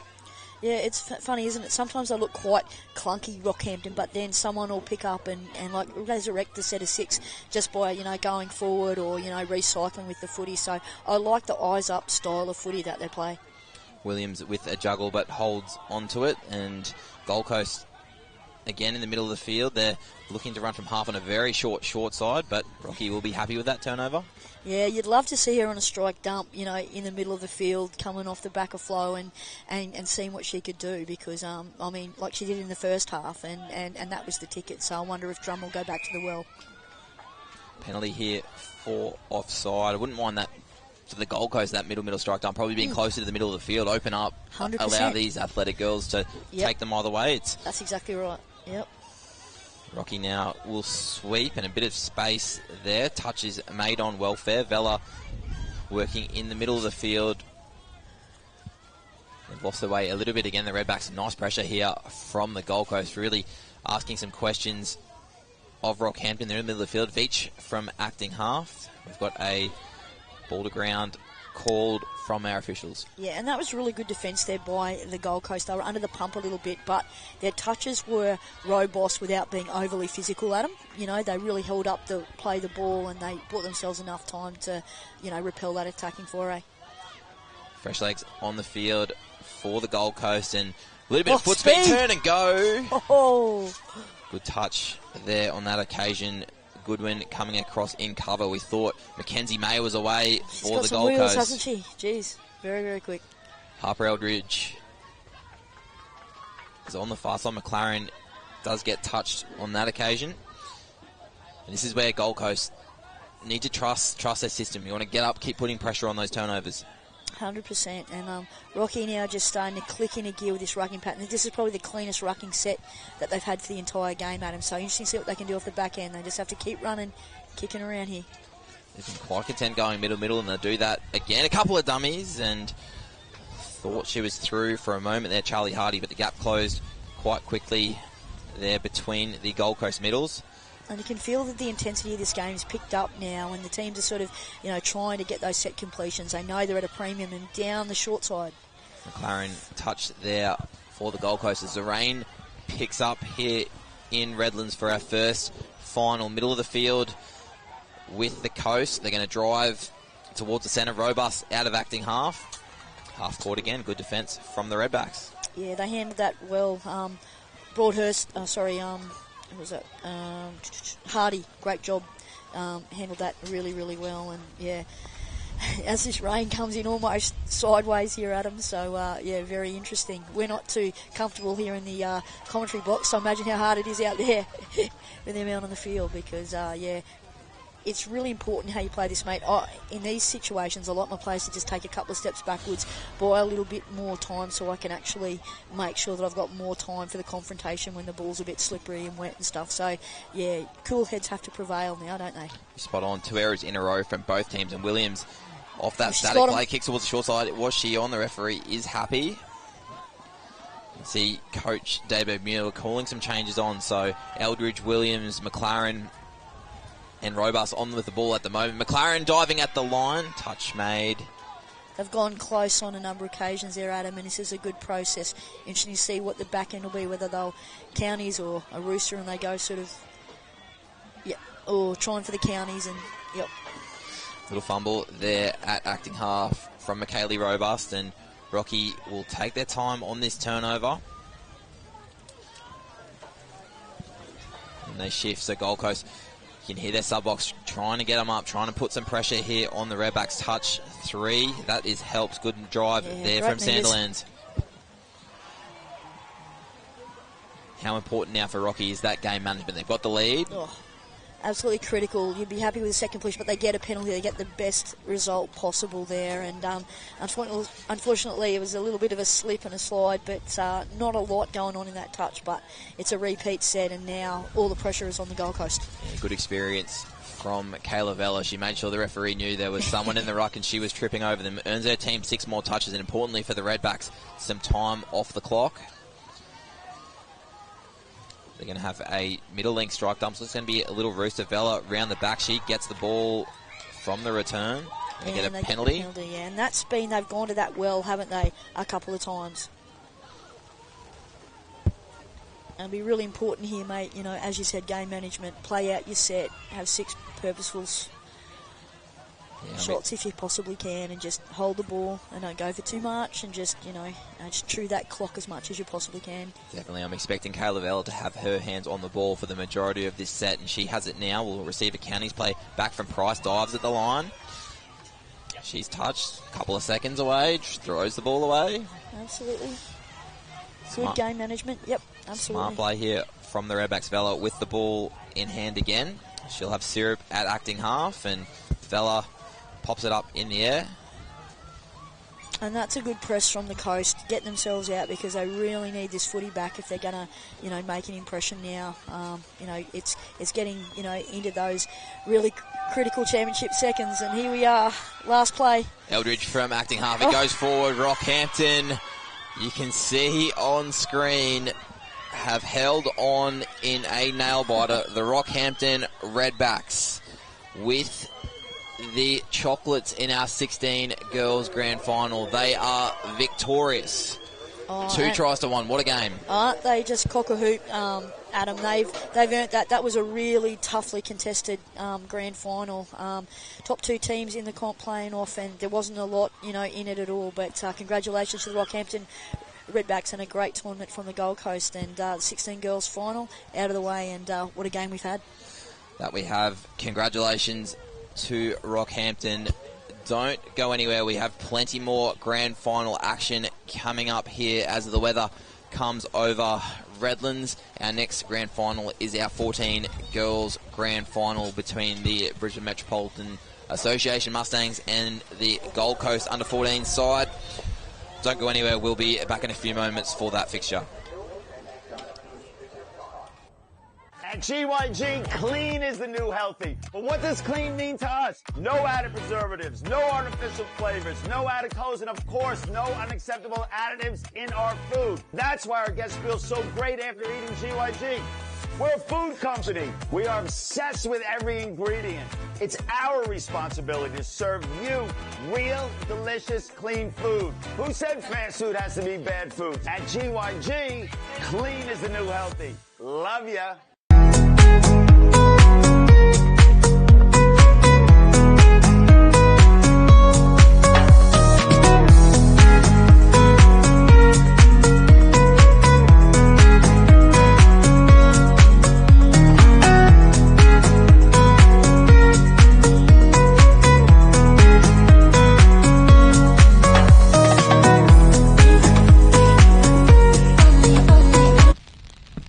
Welcome back to another post-game interview here at the Junior State Cup in Cleveland, fueled by Guzmán Gomez. As you can see, the heavens have opened up.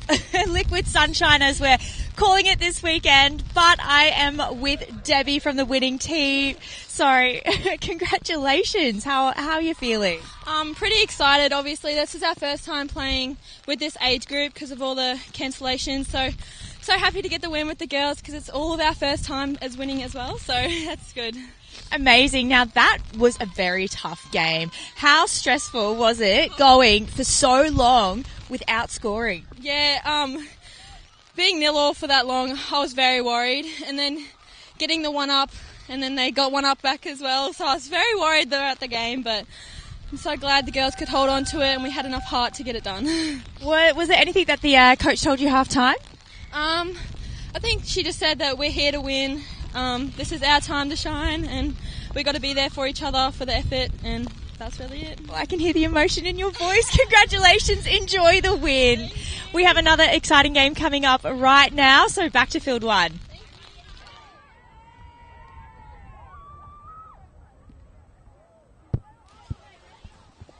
Welcome back, and it is turned dramatic here at the Queensland Junior State Cup. Weather is coming in, and we have the 14 girls grand final coming up. BMTA taking on the Gold Coast. You can see our two team lists on screen at the moment. And a great achievement. Rain getting heavier as we speak. Tough conditions, Carly, for these poor little 14-year-old girls out there in the grand final. Feeling for them. Oh, yeah. But what an occasion for them. A Junior State Cup final. It'll be one that they won't forget, I think. Well, they're up and about. We've got Gold Coast in front of us. There was a big defensive stop there early on as Brisbane looked to attack. And they turn over possession. You can see all the umbrellas popping up in the background. And the rain on screen as well. We've had sunshine, we've had wind, we've had rain. It's been like that across the 3 days, but we've been pretty lucky in terms of actual rain during gameplay. It has been pretty minimal. Hopefully with the wind behind this, it blows over fairly quickly and we can get a little bit of dry weather and football out there. But it's going to be something that the two teams are going to have to contest with here, as we see the Gold Coast and come up with an error around the halfway line, and it was an interchange infringement from them, so maybe some early game jitters here in the big GF. Yeah, absolutely, and these two teams, traditional rivals, Scotty, and hopefully we're in for a crackerjack contest now. Brisbane waiting for those replacement players to come onto the field. They get there now, and the ball's slipping out of their hands, so again, those tricky conditions and something that they're going to have to adjust to. And Brisbane made their way through to the grand final with a 4-2 victory over Palm Beach and 6-3 Gold Coast defeating Redlands in their semi-final. Another little mistake in the play of the ball. So how do you manage this, Carly, from a coaching perspective? The tricky conditions, they've obviously got a lot of energy and they're up and about, but just taking the speed, just toning it down just a smidge. Yeah, I think Adam, Scotty, I was saying to Adam before that, just getting people a little bit deeper at a changeover, buy yourself a bit more time because it's quite slippery, the rain's there, there's all types of things like that. So you need to just sort of take your time and see how they're quite flat at this transition. I'd love to get them a little bit deeper. So then the little play the ball confrontations are a little bit easier to cope with. You've got more time to make decisions, but that's a great catch and pass. They probably don't need much time at all with the skill level that they've just shown. on there, but that's what you'd be trying to do to sort of make sure that you're just getting your set completions nice and early in a grand final. It means everything later on in the contest. And they're rolling downfield quite nicely here, the coast.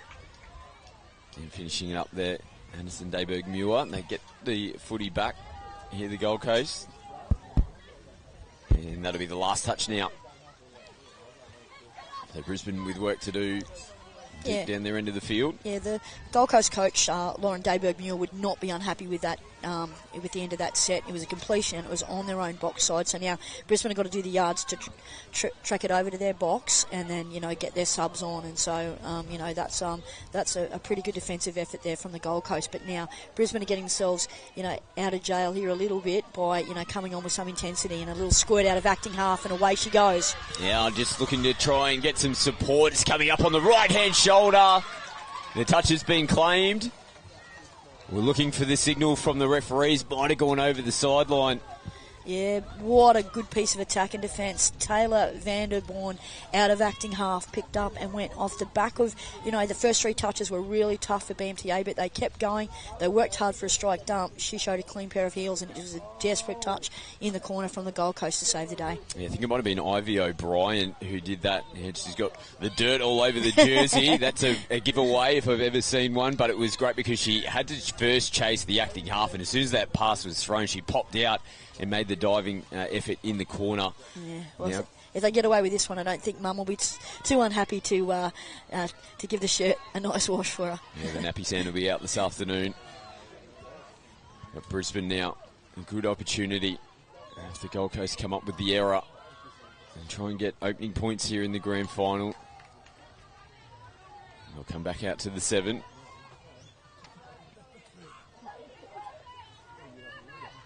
This is Jamie Hansen who plays it. Gold Coast comfortable so far. Vanderborn receives the footy back, skips across field, and all thrown in to the Gold Coast defence. Referees say a repeat set for them. More pressure here for Gold Coast on their line. Yeah, definitely, and that was a nice little 3-on-2 play, and it nearly paid dividends there for BMTA. We'll see how patient they can be in the use of this repeat set. Moose. Now space on the left, and unfortunate, the slippery ball going through the hands there of Eliza Staunton. Yeah, but nice play from Taylor Vanderborn. She seems most likely here for BMTA. She's got a static game, she's got a passing game. Yeah, been impressed with her in these open exchanges, Scotty. Brisbane putting some pressure on in defence. Gold Coast still getting their changes onto the park. There's been no touch that's been claimed. And the referee has seen it. And they're relentless in the early stages here in the grand final. In Brisbane have had all the footy over the last couple of sets, and forcing mistakes from Gold Coast coming out of their end of the field. And here's Vanderborn again. Plenty of touches nice and early. Receives it back. She's their go-to player so far, back on the inside and through the hands. Yeah, really brave defence there by the Gold Coast, getting out. They were under the pump a little bit, but they took the odds to it and came forward and came up with the turnover, and that's a fantastic piece of play there from Gold Coast, but they have to do the yards here to get to their box. Nice little pop out, that'll help. Great meters coming off, and just to play the ball. Yeah, it's the right call. It was coming out of the hands first. Absolutely, it was a bad play, the ball to start with, and the foot was just an accidental one being in there, so great call from the referees. And Brisbane put the ball through the hands. Head out to the right side of the field to get some changes on. Vanderborn will take a well-deserved breather. So those replacement players punch onto the field now.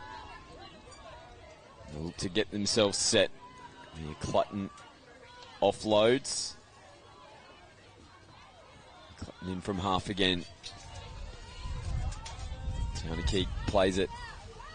Clutton from half. They're well numbered. Looping ball. And off the fingertips and down on the deck. Let's see how the Gold Coast go this time around.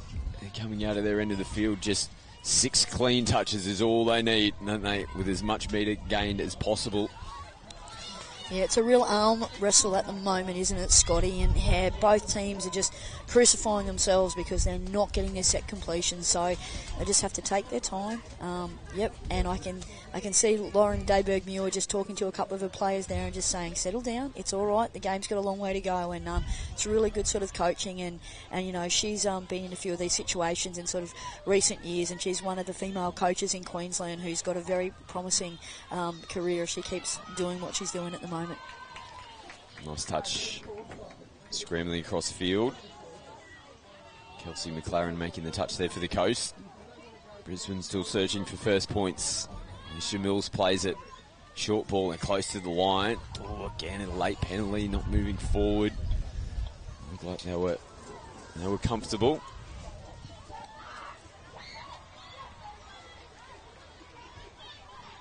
Keeg plays it. Takes him on, looks to go down the short side, players onside. Yeah, both these teams, when they've had their static shots at the line, they've sort of been a little bit sort of, you know, standing still. They need to be running. Like we talk about static in terms of it being sort of, you know, one of those things. It doesn't mean that you're standing still. You can still run all your, you know, tight plays, you know, off the back of some flow there, Scott, and that's better from them, and that's a nice little out ball, and yeah, an attempt to get it away, but resolute defence there by the Gold Coast. They continue to hold on, defending their line, the Coast. Coming up to 9 minutes in the first half, no scores as of yet in the 14 girls grand final. This is really good press from BMTA. Oh, and, hello. Little hard touch and a nice little forward roll. Yeah, she made that look quite graceful, to be honest. Send her to Paris. 100%. It was a bit stronger in the play the ball that time around. That's a good go forward. That's a good 10-metre gain, but then it's stilted, and they got to get their hand out and get the ball down clean. I'm sure Lauren would be, you know, saying to the players, get your hand out, because that's probably been 4 in a row where the Gold Coast girls haven't initiated the touch, and there we've got one there. We come to Legasic, who puts it out in front of Dayberg-Muir. But again, they wouldn't mind. It's on their sideline, and Brisbane have got to do the yards now to not only gain field position in a forward way, but if they want to get the subs off, they have to push passes like that. And that is, you know, full credit there to the Gold Coast for what they've done the set before.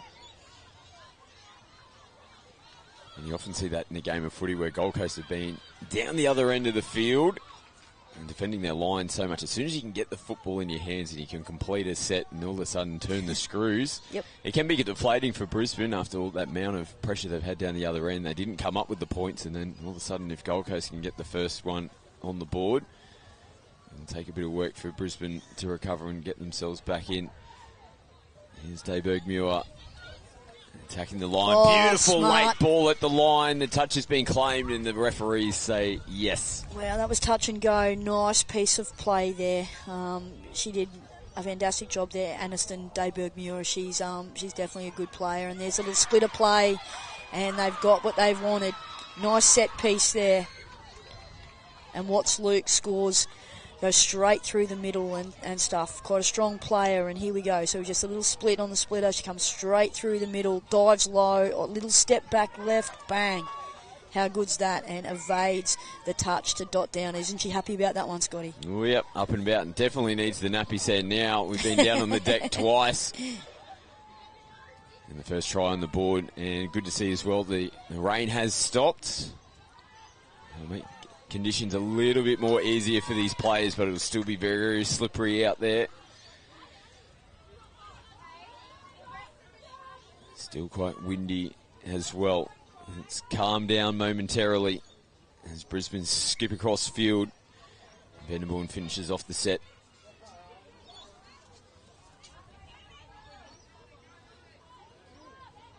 Just a couple of early settlers as they look to put the ball through the hands and over the mark. Yep.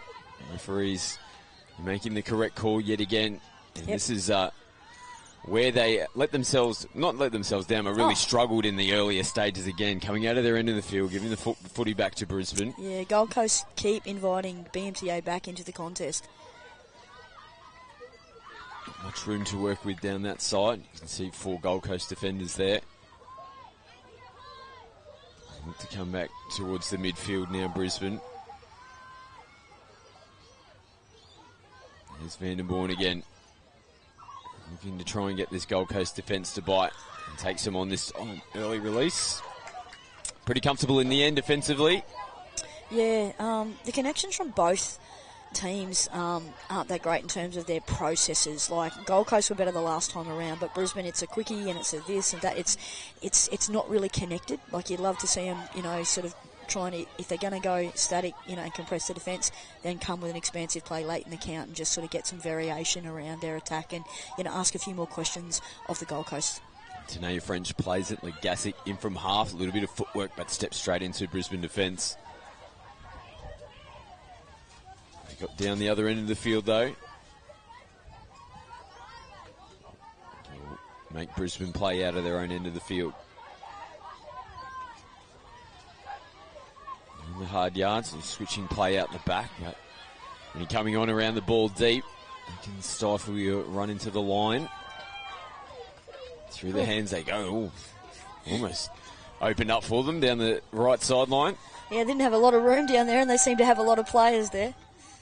Hooter sounds in the background. We've got another tight contest on our hand. Only the one try so far in the first half, and it went in favour of that young lady on the screen. Gold Coast go into the halftime break up by 1 over BMTA. At GYG, clean is the new healthy. But what does clean mean to us? No added preservatives, no artificial flavors, no added colors, and of course, no unacceptable additives in our food. That's why our guests feel so great after eating GYG. We're a food company. We are obsessed with every ingredient. It's our responsibility to serve you real, delicious, clean food. Who said fast food has to be bad food? At GYG, clean is the new healthy. Love ya. It only takes 10 minutes in the Queensland sun to permanently damage your skin. Even in winter, even on cloudy days, you're still at risk from harmful UV rays. That's why Queensland has the highest rate of skin cancer in the world. It's important to check your skin regularly, and if you notice any changes, talk to your GP about a skin check. Don't let your guard down this winter.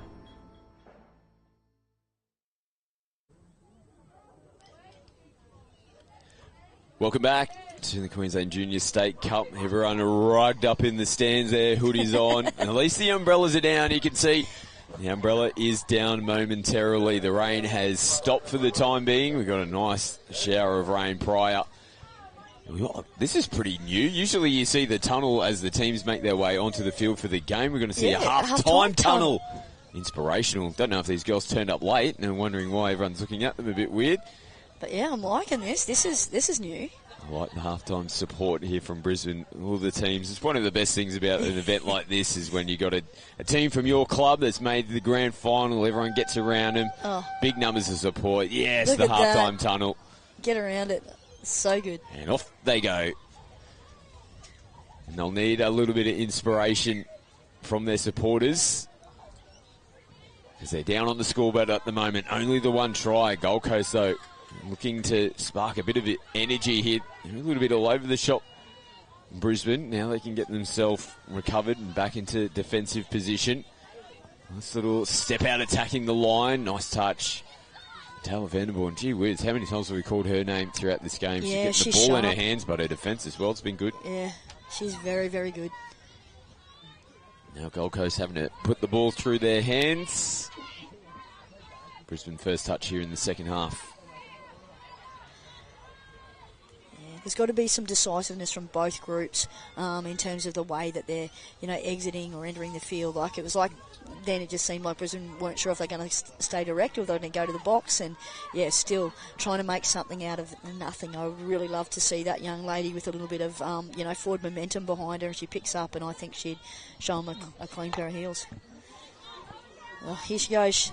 She's been prominent, hasn't she? Very good. Hovey O'Brien, the try scorer for the Coast. There's space to work with. Out on the right. They get some players into position now.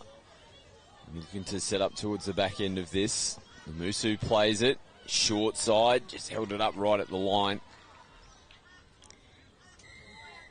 But again, not too bad there from the Gold Coast. They'll finish over, over on the other side. And just, a little short side sneaky down there. And Brisbane get away on touch one, and now there's some momentum here in this set, and let's see what they can do with it. They'll be able to get the replacements on, flowing around the halfway this line. Is nice from them. Much better setup this time around. They bring it out to the right and over the sideline. She's run out of the stadium. Just running out of room. They need to make these fields wider. Yeah, what are they doing? Come on, Redlands. But how good have the fields been, Scotty? Like, we've had a bit of wet weather, we've had some sort of, difficult conditions, and the fields have stood up brilliantly. And full credit to the Redlands Touch Association, Redlands City Council. Just like it's been outstanding in terms of what they've managed to do with the facility and with this event. Yeah, it's been another huge success. First time here in the Redlands for the Queensland Junior State Cup. Brisbane starting their set in good field position. Can they get themselves downfield? Get themselves on the scoreboard. Look a bit flat around the middle section of the field. Still getting players into position. Tight in the middle. Show and go. Repeat got the set. hand in the way. She knew straight away if she could have it back and the little Shake ruin of the head. Yeah, definitely. A big set of 6 here for the Mustangs. Vandenborn has had her hands in everything. Oh. And that slippery ball again. Yeah, she's a little disappointed in that one because you can tell she's a player who sets high standards for herself, and I'm sure there'll be another opportunity later in the game for her. But this is better from the Gold Coast. They're trying to truck it towards this box and looking to recycle and just keep on going forward, and that's a really, really nice run. Just getting clipped on the boots. Barney Watts-Luke. There's been a couple of chances where she's almost gotten to open space. I think if we can get her some nice clean air, she will be gone. She looks pretty quick. I thought the referee was going to get him for throwing the ball away then, but no. Nice common sense decision by the referee. Good meters down the left sideline. It's starting to become a bit of a worry here, I'm thinking, if I'm Gold Coast. Just that the last few sets, Brisbane has seemed to get out of their end a lot smoother, and they're starting to string some passes together and getting their back ends right. So yeah, they need to be really vigilant here. Last touch, it's opened up through the middle. A big looping ball out, just hoping you can find someone in space. Yeah, that's a bit of a shame because she split him in half and got through from half. Would have liked to see her shop around a bit, Scotty, and weigh up her options a little bit more than the alley-oop over the top and Hail Mary, good luck. But anyway, it's all good, and the Coast are trying to work their way down the field. That's got to be a penalty. Yep. Referee laying down the law as well. I'm sure there would have been a few calls from the Gold Coast bench just letting him know there's someone in the ruck. And it was clear as day, that one. Yeah, a bit frustrating for him, but this is better go forward here from the Gold Coast, and they just have to keep ploughing here. And I'd love to see him send around an acting half on that rat because, they're a little bit one out at the moment, Brisbane, and an extra pass might have them in a bit of trouble. Back inside they come. Oh, the little double-fisted back. Yeah, the volleyball it was on. Jeez, the Olympics is coming. We've had gymnastics in this one. Bit of volleyball. A bit of everything here. It's all some swimming when the rain was coming down. We're ticking all the boxes. Stay with us this afternoon on the KO Sports coverage. There's a lot to come yet, Scotty. Oh, yeah. 18 Girls Grand Final up next. UQ Rebels taking on Brisbane Mustang. Looking forward to that. Oh, man, absolute cracking game. Good hands to hold on to it. Last touch. A bit of confusing. Gold Coast think it's theirs. Referee signals that there is one final touch to come. You've got to stay on your toes here in these situations. And Dayberg Bill makes a big touch. Yeah, We've seen teams get caught napping in that spot before. Definitely saved the day there. And, a lot of work here for the Gold Coast to get themselves out. And that's a nice run there by Dayberg Muir. She did the right thing, getting a team down the park, and here they go. Over the halfway line. Those replacements still swinging around the back. They've got all their numbers on the right. Here's O'Brien. Can't get on the outside. I like the way she plays the game, Scotty. She asks a lot of questions, and she, isn't afraid to get involved and sort of take a few chances and a little sneaky. They tried the sneaky down the short side, and Yeah, they've tried that a couple of times now, Brisbane, and don't know if they're better off just trying to get a bit more direct and get a strike dump in that middle area, and and see if they if that will work out a little bit better for them. So this could be a big set. Absolutely. 2-try lead could be massive for the Coast. Oh, that footwork. looks That close. was very close. Wow. Very close. Ilyeva Ione there. Whisker away. And they'll finish off the set. And this back and forth battle continues here in the second half. Let's take a look at the replay. Oh, wow, she got down low pretty quick. There's been a mistake. Oh, Gold Coast back on the footy.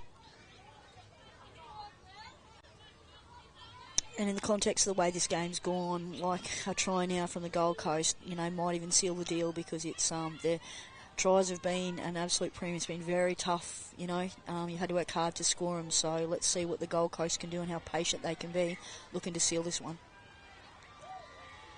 Just getting directed back to the mark. Yeah, good. Underway Good work from the refs. Yep. Little splitter again. Oh, just got the timing wrong. The dummy splitter. Little Get block out of play. here. Let's have a look. The touch has been made. That was pretty cool. Well, she came off the back fence there. Yeah. I don't know if it's a set piece or not, but We'll say yes. Good luck or good management. I don't know, but it looked pretty cool. Got a few ideas floating through my head now, Scotty. That sounds good. But it's smart football as well from these young girls, isn't it? If that was the play to go through the splitter, they're just awareness to hold the footy, play it out the back. Absolutely. Another mistake another here error from from Brisbane. Wow.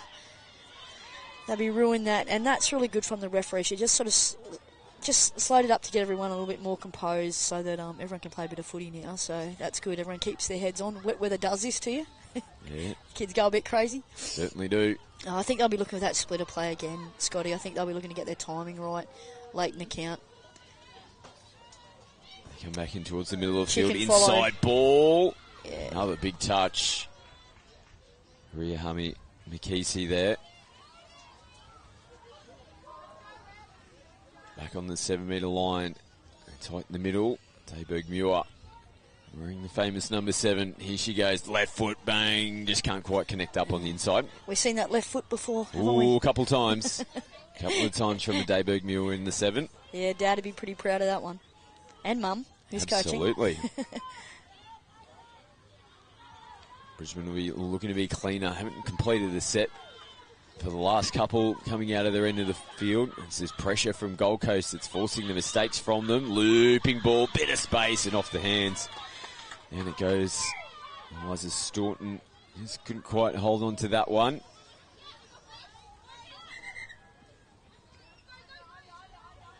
Referee just holding things up momentarily. Might have just been checking on Staunton. She looked a little bit ginger coming out of that. Yeah. Here she is coming up to make the touch now. Gold Coast happy to roll downfield. Clock starting to tick down here in the second half. Only the one try in it. And Gold Coast in front. They've got the football in their hands at the moment. Looking for another try. They've created a bit of space and getting hands on the footy there and knocking it down. Repeat set. Yeah, she needed to do that. There was definitely an overlap. If that pass goes to hand, then that's a try.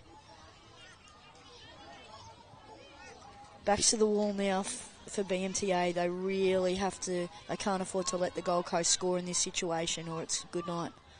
Ooh, Great work. Show and She's go. acting half, and the penalty. Yeah, offside yet again. Jeez, they've had to withstand a mountain of pressure on their line, Brisbane. Can they hold on? Coast putting it through the hands, nothing available yet.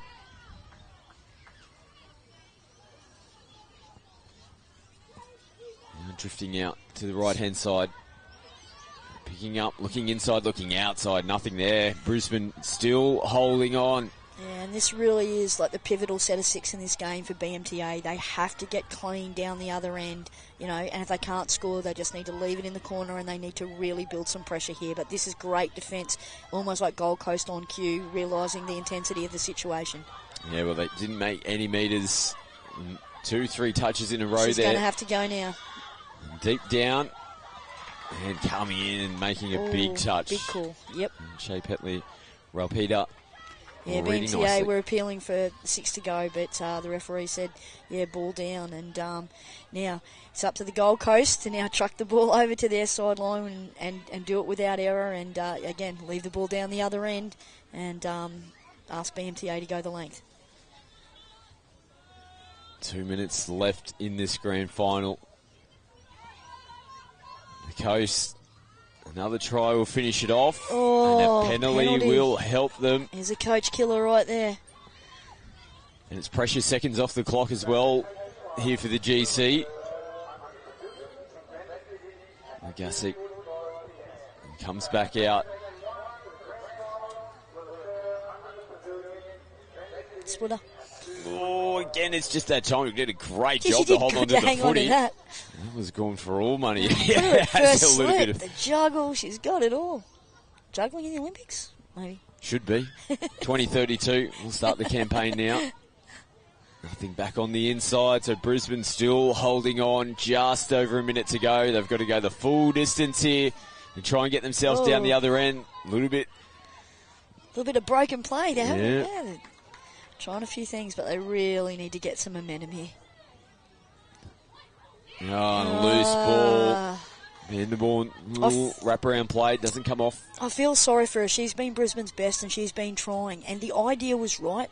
She needed to commit, more people to the touch. And it was a gamble that didn't come off for her. But she's a young player of great promise and she can hold her head up regardless of the result here, Scott.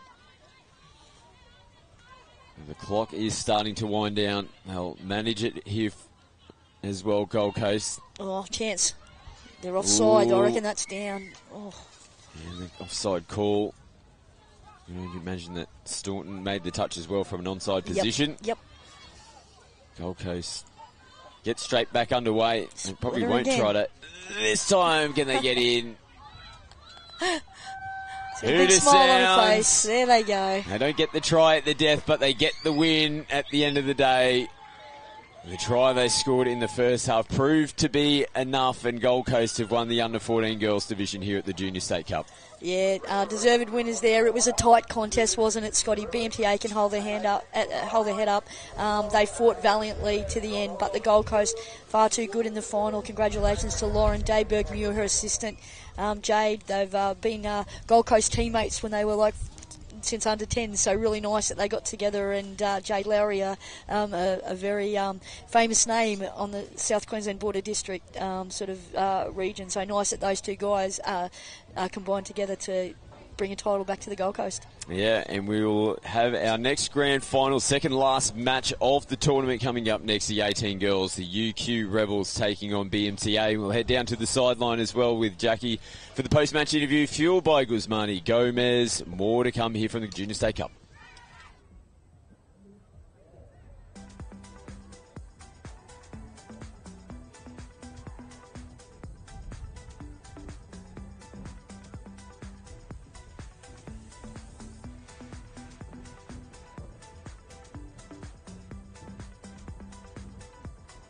Did you know that one Australian is diagnosed with melanoma every 30 minutes?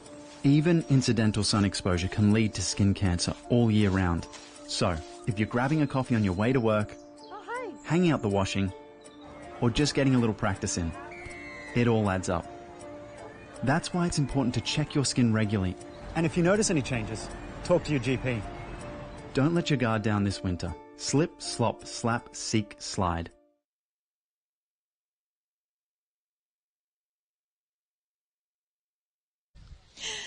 Well, hello and welcome back to another post-game interview here at the Junior State Cup in Cleveland, fueled by Guzmani Gomez. We have just watched an amazing grand final. The Gold Coast 14 girls have just won. Congratulations, ladies. How are you feeling? Tired. Bit stressed still. Overwhelmed. Yeah. Absolutely. So it was a very incredibly tight game. You managed to score, but obviously how stressful was it knowing that at any second, if the other team scored, you would have gone into drop-off? Yeah, it was really stressful, and our coach just told us to go back to basics so we didn't make mistakes, because we made a few errors in the first half. I think we improved as the game went on. Yeah, just like playing as a team all together. I think in the first half we were just a little bit all over the place, but it like progressed over the time. So you said you were all over the place. Was it nerves? I think it was nerves, yeah. Yeah, we verse BMT all the time and like other comps as well, and they're pretty hard competitors, so I think we're all just nervous for that game. Fantastic. So how are you going to celebrate now? Oh, our coach is taking us to cookies thing. Cookies, fantastic. We love it. Well, congratulations, ladies. Enjoy the win. We have another fantastic game coming up here. We have the UQ Rebels versus BMTA 18 girls. Enjoy, folks.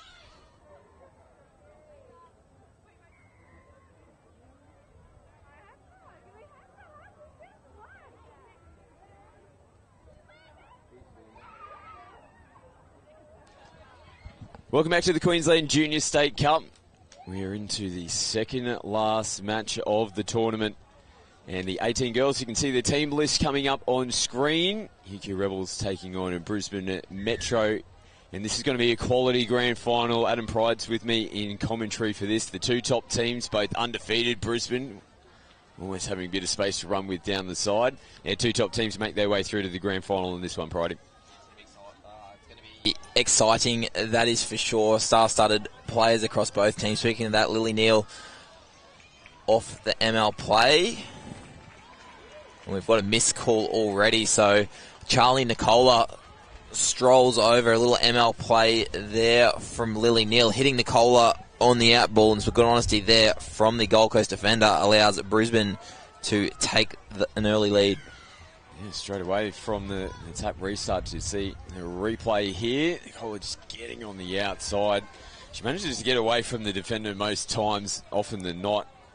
Amazing play, was very influential for them in their semi-final victory earlier on today. And the Rebels will be looking to hit straight back here. And they're trying to slide in underneath. Play on's the call. Must have been some players offside, and the UQ Rebels do exactly that to level up the scoring. We've had 2 tries already in the opening stages of this grand final.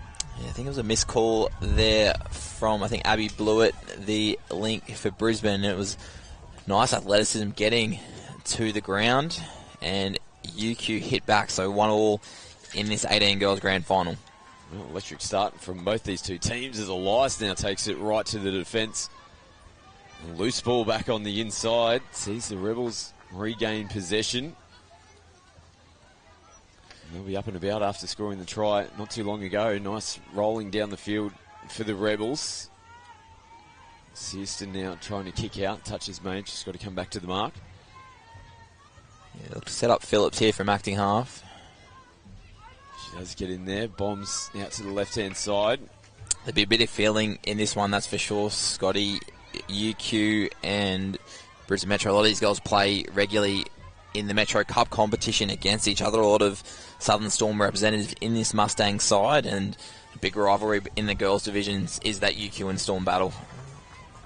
Playing in the middle at the moment. Spray plays it. Nicola looks inside, outside, still manages to get away. Like we said, just gets away from defenders when you don't think that she's rightfully able to do so.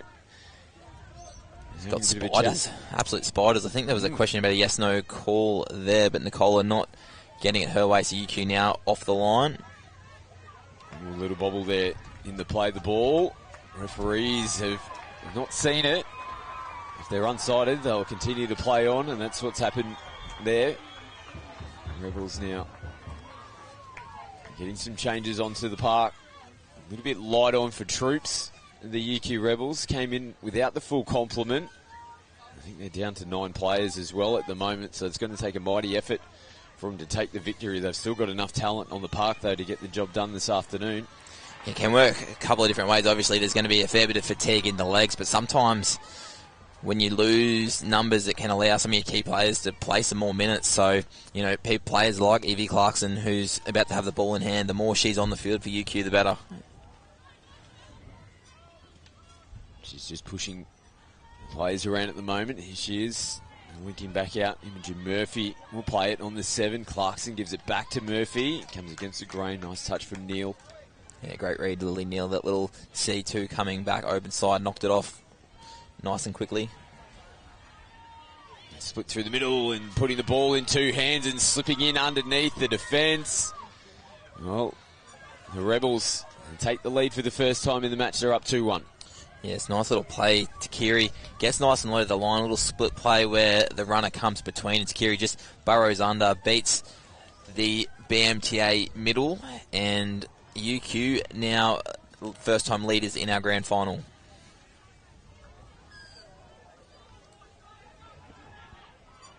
Brisbane are a bit sloppy off the last tap restart. This time, the Cleaners, they'll just roll themselves downfield. Matilda Rogers plays it as Tanamu gets him back in towards the middle of the park. Tanamu off the right foot, right in front of the referee, points to the spot. Great response for the Brisbane Metro Mustangs to level it back up at 2s. Yeah, very sharp here, Tanamu. Open side quickie where she gets the ball back. You see the link striking, beats the right foot, goes between both defenders, and that's danger signs there for the Rebels. So 2-2 now in our 18 girls grand final. UQ back with ball in hand from the restart. Clarkson again. Just barking instructions out there. Sends the sweep around the short side. Comes back to the open. Lovely ball. Plenty of space to work with. They're going to go over again. More points here. This time Crystal Meehan scores. And the UQ, well, this is starting to be a bit of a shootout between these two teams. 5 tries already in this grand final. Yeah, some smarts here from the Rebels, that's for sure. We saw last time their sweeper against the grain play. They closed in, and this time Clarkson, just with enough time to dig into the line, sums it up perfectly with the nice out ball there to Crystal Meehan for the UQ Rebels. 18 boys grand final to come up. The final match of the Junior State Cup after this, Arana taking on the Gold Coast in the grand final. Possibly a bit of an upset there. I was just pointing to the team sheet to you prior at the time. Rockhampton have been such a stalwart in the 18 boys division, going down in their semi-final. Arana taking on the Coast in the 18 boys. That's going to be a quality game as well. Yeah, the 18 boys division has been very, very competitive. Gold Coast quite dominant in the pool they've been in. Rocky also. So the Arana boys have done well. They've hit momentum at the right time within the carnival. That'll be an exciting game for sure. Rebels now getting into Mustangs. End of the field. Searston gets away from the first defender. Can't get away from the second. She'll look to straighten up the point of attack now. Plays it. Hop, skipping a jump again. Slicing through Searston there in support. But Neil again comfortable in defence to make the touch. Yeah, some nice feet there. Searston kicking to get 2 middles involved. It gave the acting half there, Campbell Phillips, some time and space with the ball and caused some headaches for the Mustangs. But fortunately for them, didn't pay on the scoreboard this time. Now just having to hold the footy up as replacement players get their way onto the field. Hillman plays it on the UQ Rebels 10-metre line. Bray picks up again, looking to attract the UQ defence, and they get hands on the footy in a repeat set. Yeah, this is handy, particularly when you're playing as a team with limited subs. When you're down to 9, those repeat sets, when you've worked hard, can really be dangerous. Here's Hillman looking outside, looking inside. Holds onto the football. Yeah, they're calling a change here from the box. So Nicola streaking on. There'll be a call here from Coach Wayne Grant. There's Nicola in the 42 at the bottom of the screen. Long bomb out there, though. See some turnover possession. Just coming straight back off. Yeah, you can definitely see the strategy. There's almost a little bit of chess with touch football sometimes, putting the right pieces into play. They'd be disappointed that they missed out on that opportunity, though, the Mustangs. Work ahead of them here, the Rebels, to get downfield. Teakle gets them going forward. That's a nice punch on the 5th and last. Teakle picks up and goes from half. She's got Clarkson pushing up next to her. Wow. What a try there. Really not much doing on the back end of the set, and it was just Teakle and Clarkson putting their head down. Once Teakle got in clear space, it was all over. Yeah, this is just a try for effort. Clarkson puts the head down, drives the ball, and absolute foot speed from acting half. Teakle just runs straight and blasts through some offside defenders, and Clarkson able to find space, and UQ now out to a dangerous 4-2 lead. It was great work off the ball from Clarkson as well. She obviously knew how quick Teakle was. As soon as she saw her in open space, she put the gas down straight away as well, punched up on her shoulder and That's quality footy from those two young ladies. Doing it at both ends of the field now too. They stayed on and defended their try. So coach Sammy Jo Curtis would be very pleased with that outcome. As UQ now, a bit of space down that edge. It's Clarkson again. Kingy with the ball, offside player. So UQ with a bit of momentum, a bit of flow here. Danger sign, Scotty. And now pushing the ball across the hands. Look at them roll into the line, and they earn themselves a penalty. They're playing good footy at the moment, the Rebels. Like we said, low on numbers. They look the fresher of the two teams, to be fair, at the moment. They've got plenty of running in the legs. Here's Teakle again. We know how quick she is if she can get a bit of open space. Nice tight defence there between Neil and Nicola. So all the momentum with the Rebels. This is an important defensive set. Short side raid. Ball out in front, diving in at the corner. Nice touch. You'd be looking here. You've got Teakle with the hot hand at the moment at left link. I'd like to find her from acting half. As a little error there from Campbell Phillips. Brisbane under pressure on the first. Tanami just having a bit of a look up at the referee, thinking the players were short, and it forces them to throw a loose ball. They've got to continue to play to the whistle here, Brisbane. Big chance now for the Rebels. There's some firm instructions coming from this Brisbane box. They just want to calm down and relax. And a substitution now. Lily Neal forced from the field. You can see a little bit confused, unhappy with the call. And UQ looking to go straight for the jugular there. Teakle again, quick tap and go. Great touch, Charlie Nicola. They had that numbers advantage momentarily. Back to 6-on-6. Searston stepping in field, looks to go at Nicola, who's retrieving. Good support, though, from the outside and inside players on Nicola. Now, no touch play there. Referee's seen it. He'll hold things up. There's clear daylight in between then, looking for that quick play the ball. Interesting, though, was in that 7-metre zone, but didn't quite look like there was a pull out of the touch. Looked like the ball was down first, just without contact. Yeah, you spot on there, Scotty. That rule can be confusing at times. You can't pull out in the 7, but if the attacking player misses trying to affect the touch, then obviously the penalty goes against them. I was just trying to say, big, important set here for the Mustangs. They've defended after stopping momentum. They really want to now get back in that grind as Hillman throws long. Ball hits the deck. Now they need to get their defence sorted. Going away. Ooh, Teakle, little show and go. Still gives them an opportunity. They'll make a change over in the far side of the field. Working hard for their metres this set. Clarkson inside ball. Takarai now. Gets some forwards. Searston always has the fast feet. Switches in. Still managing to throw the ball around. A little show and go on the back end. Yeah, 3-on-2 opportunity. I thought that pass needed to be released. Held onto it on this occasion. So the Mustangs earned themselves a turnover. Hillman just goes straight and hard into the line.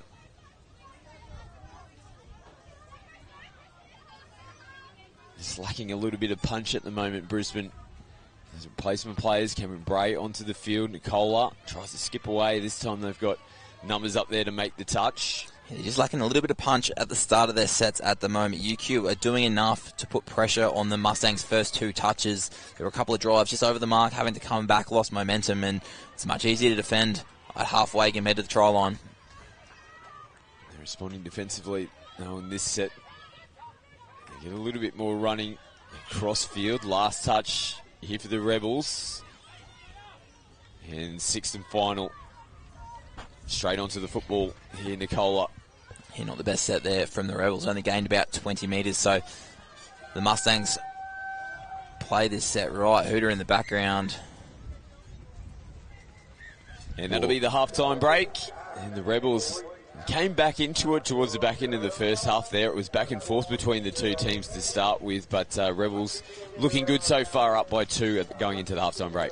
Yeah, they're riding the momentum at the moment, UQ. It's going to have to be a good halftime speech here from the Mustangs to try and resurrect this final. We'll take a quick break and be back with the second half action. Who's going to take out the 18 girls grand final at the Queensland Junior State Cup? Stay with us. We'll find out. At GYG, clean is the new healthy. But what does clean mean to us? No added preservatives, no artificial flavors, no added colors, and of course, no unacceptable additives in our food. That's why our guests feel so great after eating GYG. We're a food company. We are obsessed with every ingredient. It's our responsibility to serve you real, delicious, clean food. Who said fast food has to be bad food? At GYG, clean is the new healthy. Love ya. Did you know that 1 Australian is diagnosed with melanoma every 30 minutes? Even incidental sun exposure can lead to skin cancer all year round. So, if you're grabbing a coffee on your way to work, hanging out the washing, or just getting a little practice in, it all adds up. That's why it's important to check your skin regularly. And if you notice any changes, talk to your GP. Don't let your guard down this winter. Slip, slop, slap, seek, slide.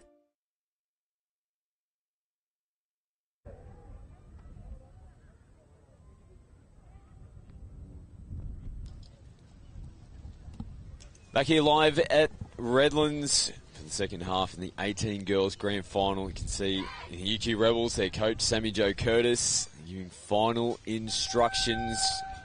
Strong crowd out here watching the grand final as well. Good UQ contingent up there in the stands.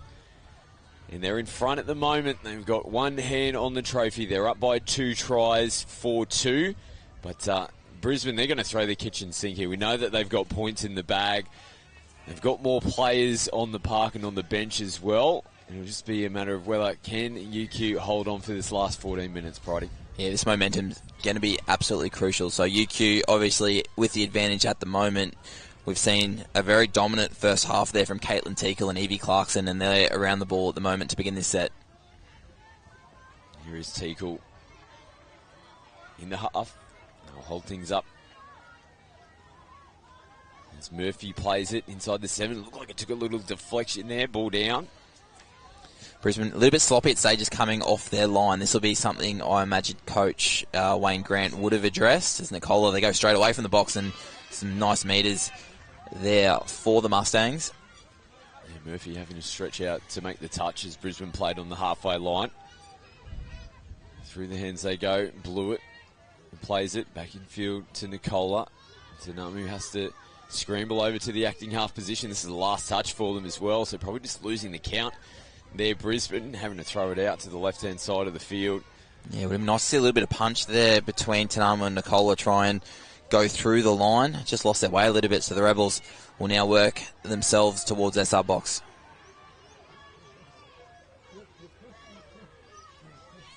Here's Clarkson down the sideline, changes onto the field.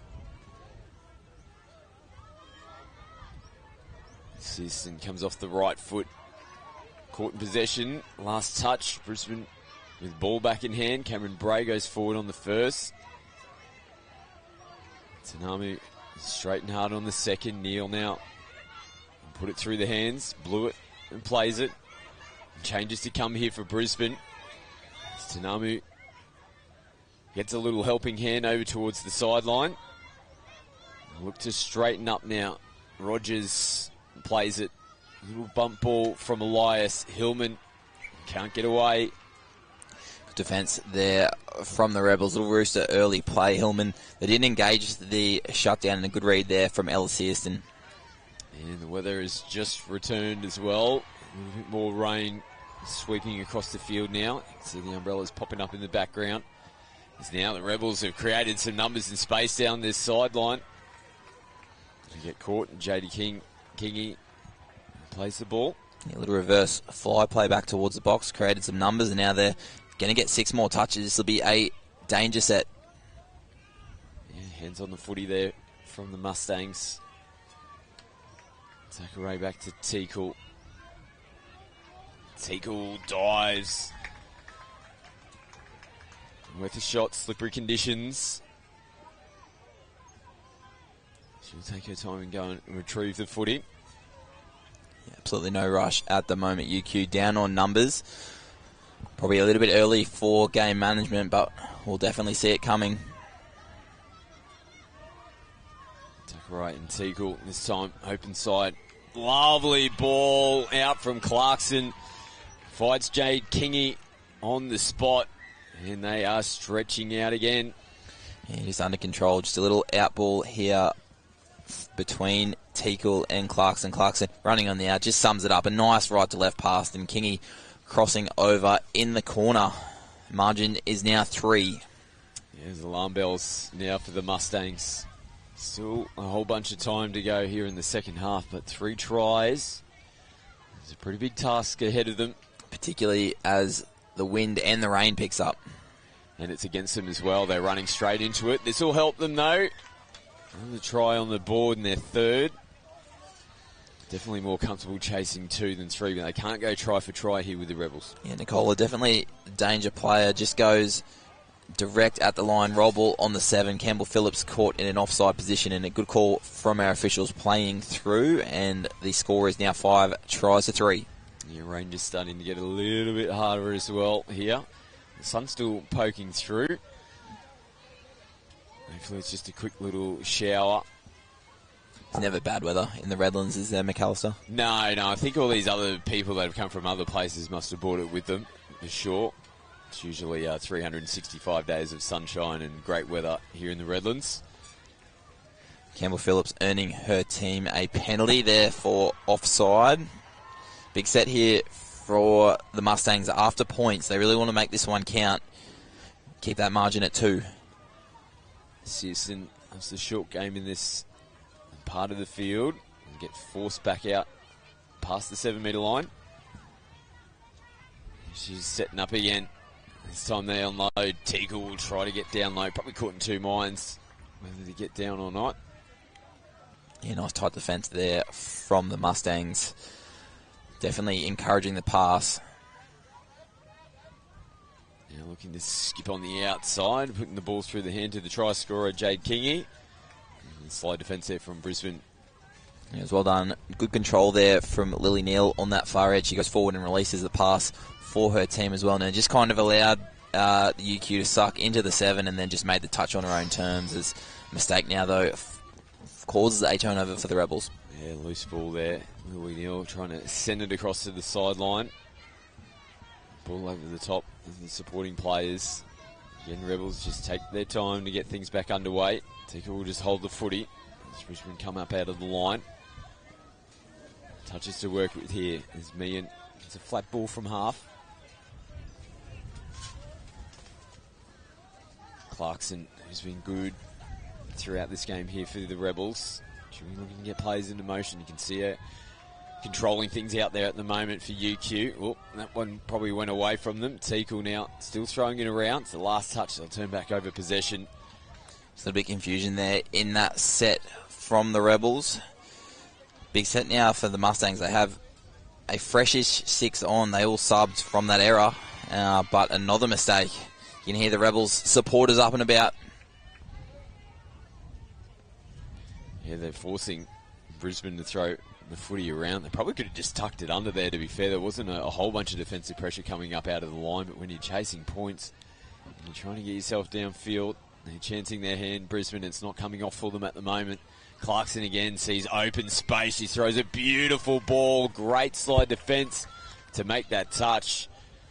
Vasny really getting on the skates out there. I like the early release, though, from Clarkson. When you can throw a ball from the middle of the field and hit a target every time, why wouldn't you take the space? Yeah, right you are. She looks dangerous. Clarkson, as they sweep with an error now, and Brisbane with a quick turnover themselves. Need to hold on to the football. This set of 6. Brisbane again struggling to punch downfield. Looks like they've got heavy legs. Neal. Just like to see, you've mentioned it a couple of times, they've got the legs in this game at the moment. I'd love to see just a punch power game from them, just make the Rebels go on the back foot for a couple of sets of 6. Even there, they're looking for that sneak play down the sideline. They're looking for the cute play rather than, all right, let's just roll the sleeves up and work hard.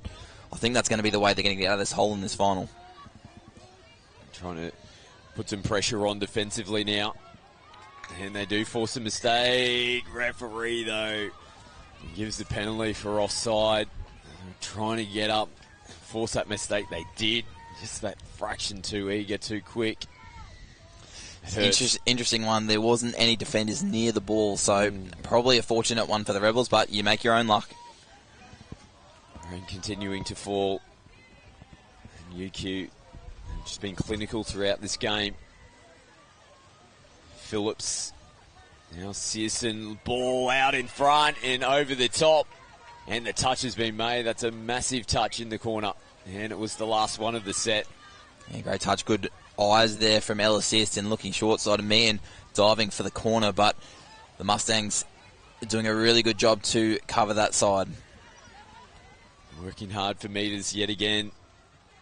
There's Rogers. Tucks it in. Hillman over the halfway line.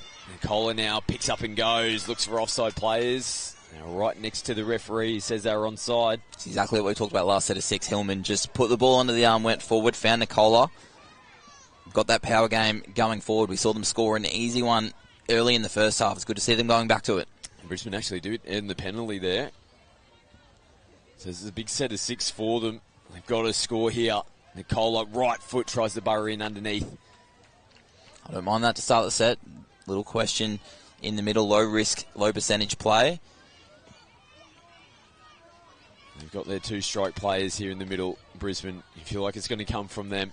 Back to Hillman now. Has a look up. They've got the numbers and the space. They needed that try. And Matilda Rogers goes over to get their 3rd. And that just keeps them in this game. This is very smart. We saw Nicola go at the line the touch before. This time working with Hillman. They run a little quarterback play, so the UQ Rebels look to close again, and Hillman just sums up the pass. That all came back from that 4th touch effort out of the sub-box. We'll see if that power game is what they keep bringing here, the Mustangs. The margin is down to 1.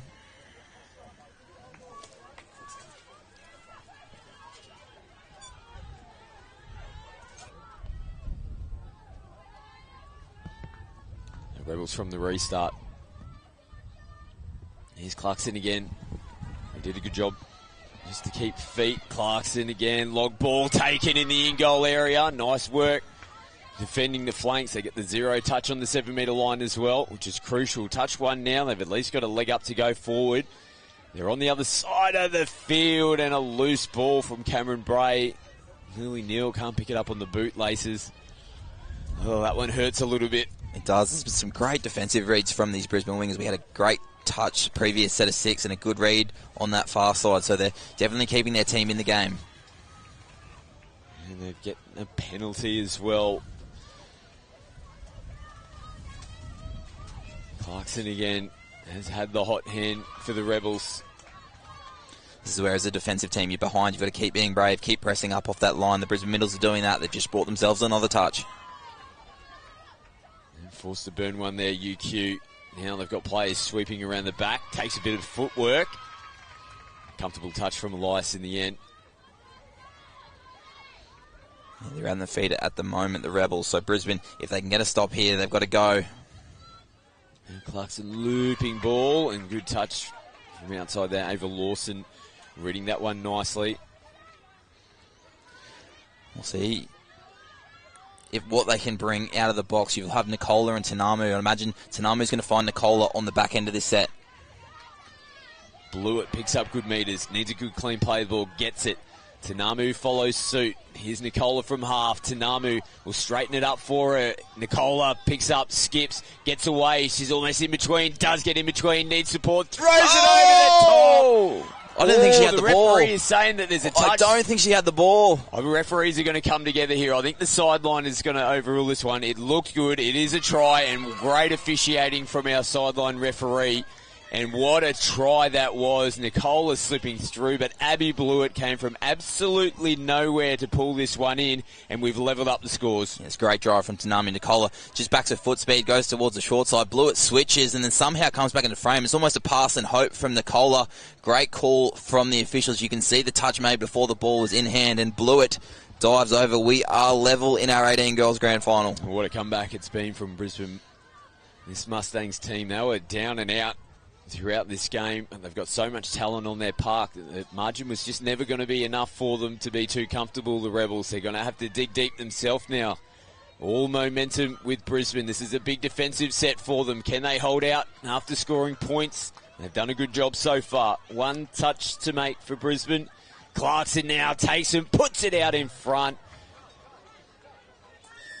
Thought for a moment that the Brisbane winger had overread that and they'd created a 2-on-1 down the short side. Big set now. The last 2 tries have come from power plays through the middle, and you've got Nicola lined up in the box again looking for it. Here's the try scorer. Oh, now played the ball. Hooter sounds in the background, so Rebels will have a tap here. I thought there was a penalty that had been blown. They're going to head over towards the sideline, and we have scores level here in the 18 girls grand final. We're going to extra time. Momentum is huge in sport, and Brisbane have had it this whole second half. Those not familiar with touch football, we start 4v4 2 minutes. The team that tapped second will start with the ball, so UQ will have the ball to start. 2 minutes. If there is no score in that time, we will be next try wins and drop to 3-on-3. What a fight back it has been from Brisbane to level up the scoring deep down in the second half as well. You can see our 3 referees on field all signalling we've got extra time. Well, this is a fitting way to finish in the 18 girls. Like we said, the 2 top teams for the competition so far. Both teams undefeated coming into the grand final. And the scores are locked up. Nothing separating them after the 28 minutes of football that we've had so far. It's been as expected. We talked about some big names pre-game, and they've all delivered. Evie Clarkson's been unbelievable for the UQ Rebels. Crystal Meehan scored some great tries in the corner. We've seen Teakle look explosive out of half. I dare say we'll see her with her foot speed in this drop-off. And for the Mustangs, it's been Nicola who's really pulled them out of the fire in the last few minutes, but it's been those efforts from Hillman and Tanamu and Neil really turning up for one another. And talk to us about extra time tactics. It's a completely different ball game than what you get during regular time. What are the tactics that both of these 2 teams will be looking at firstly for this first 2 minute period? Well, something that people forget a lot is the substitutions. You can still sub regularly in a drop-off, and it's pretty important to do so. Defensively, you're probably looking to go a little bit man-on-man, so touches you'll pull a little bit straighter, try and do a little bit more than what you can. Field position's crucial, so if I'm the Brisbane defence here, I'm trying to get as many touches in the 10 off our line to try and limit the damage. 2 minutes, you can try and really manage the clock. UQ definitely have that advantage with this tap first. Yeah, it's a huge little victory there that you get the tap to start with here in the extra time period. And it does go in favour of the Rebels.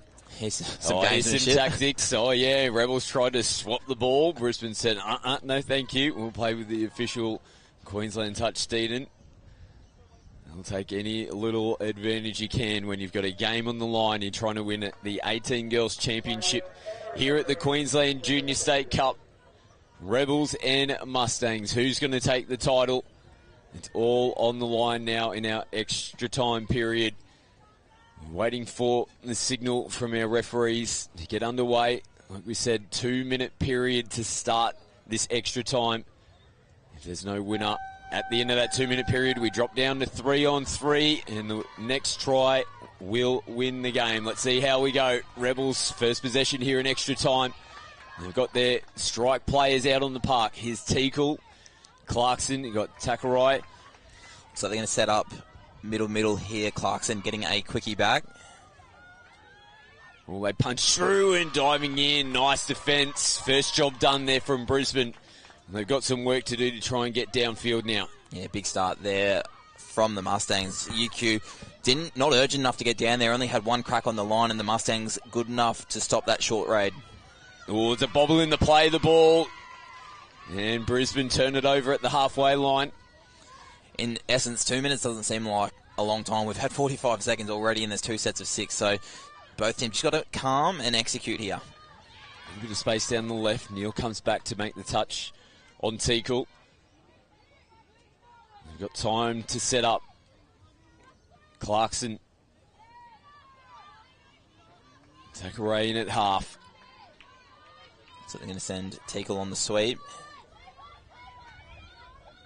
She gets it now over the top. Lily Neal picks it off. Has she got the toe to go the whole way? She's stretching away from the Lily Neal. It is all over. And smartly so, she'll wind down the clock. There's still seconds left, and she will run into the corner here because there's still time left on the clock. 30 seconds to go. The Rebels have got to get the footy. Is it too little, too late for them? Lily Neal with a huge play for the Mustangs. Just up in the lane. This is a bold play. Neal up in the passing lane, plucks the ball, shows some foot speeds and some smarts and control by winding down this clock towards the corner. Final 10 seconds now for the Rebels. They come out to Phillips. 5 seconds to go. This will be the last play of the ball. They get one more in there, Clarkson, and they come up and shut it down. The Mustangs have come from the death to win the 18 girls grand final. What a game. The Mustangs down 5 tries to 2 in that second half. They were in all sorts of trouble. Have ridden that wave of momentum. Tapping second in the drop-off. Odds all against them. Lily Neal, the hero for Brisbane. And they are well-deserved 18 girls champions for 2024. Oh, what a game. What a game that was. Kudos to the Rebels. They had it there. It was in their grasp. And Brisbane snatching it away at the last minute, taking it to extra time. And Lily Neal wins the game for Brisbane Mustangs. What a grand final we've had, and we've got one more to come. It's 18 boys grand final, last game of the Junior State Cup for 2024. Arana taking on the Gold Coast. We'll head down on the sideline as well. Jackie's got Zach Jenrich from the Brisbane Metro Touch Association for the post-match game, post-match interview fueled by Guzmani Gomez. Stay with us. Last match, 18 boys grand final coming up next. Hello and welcome to another post-game interview fueled by Guzmani Gomez here in Cleveland for the Junior State Cup. We just watched an incredible, gripping grand final that went into extra time. Zach from the Mustangs, how stressful was that, watching that? Yeah, they did it the hard way, the girls, but yeah, what an effort. Come down, a couple of tries down, forced the drop-off. Yeah, just so proud of them, yeah. And it was just adorable watching their post-game celebration there. How, beautiful is that team in working together to get the job done? Yeah, it's awesome. I think a lot of those girls started playing with our Mustangs program when they were in the 10s, and they've sort of come through all of the grades and played together for many, many years. So special. A lot of them in their last year to be able to go out on a win there. It's awesome. And they've, been undefeated leading into this game. So they've been playing at a very high level all weekend. They must have been exhausted starting this game. How have they been managing their energy and their nerves and excitement to be able to pull off a win like that? Yeah, I think we've got a really good group, and they're really experienced. They know how to use their downtime between games, take it easy, make sure they get refreshed, and they've been taking care of themselves. We've got a really good coaching staff as well. So it's not their first tournament. They're used to the highs and lows and the game after game. So yeah, no, they're professionals, and they were awesome. Amazing. I'll let you enjoy the celebrations because we have a very exciting grand final happening right now. It is the 18 boys, so settle in, folks, and enjoy the game.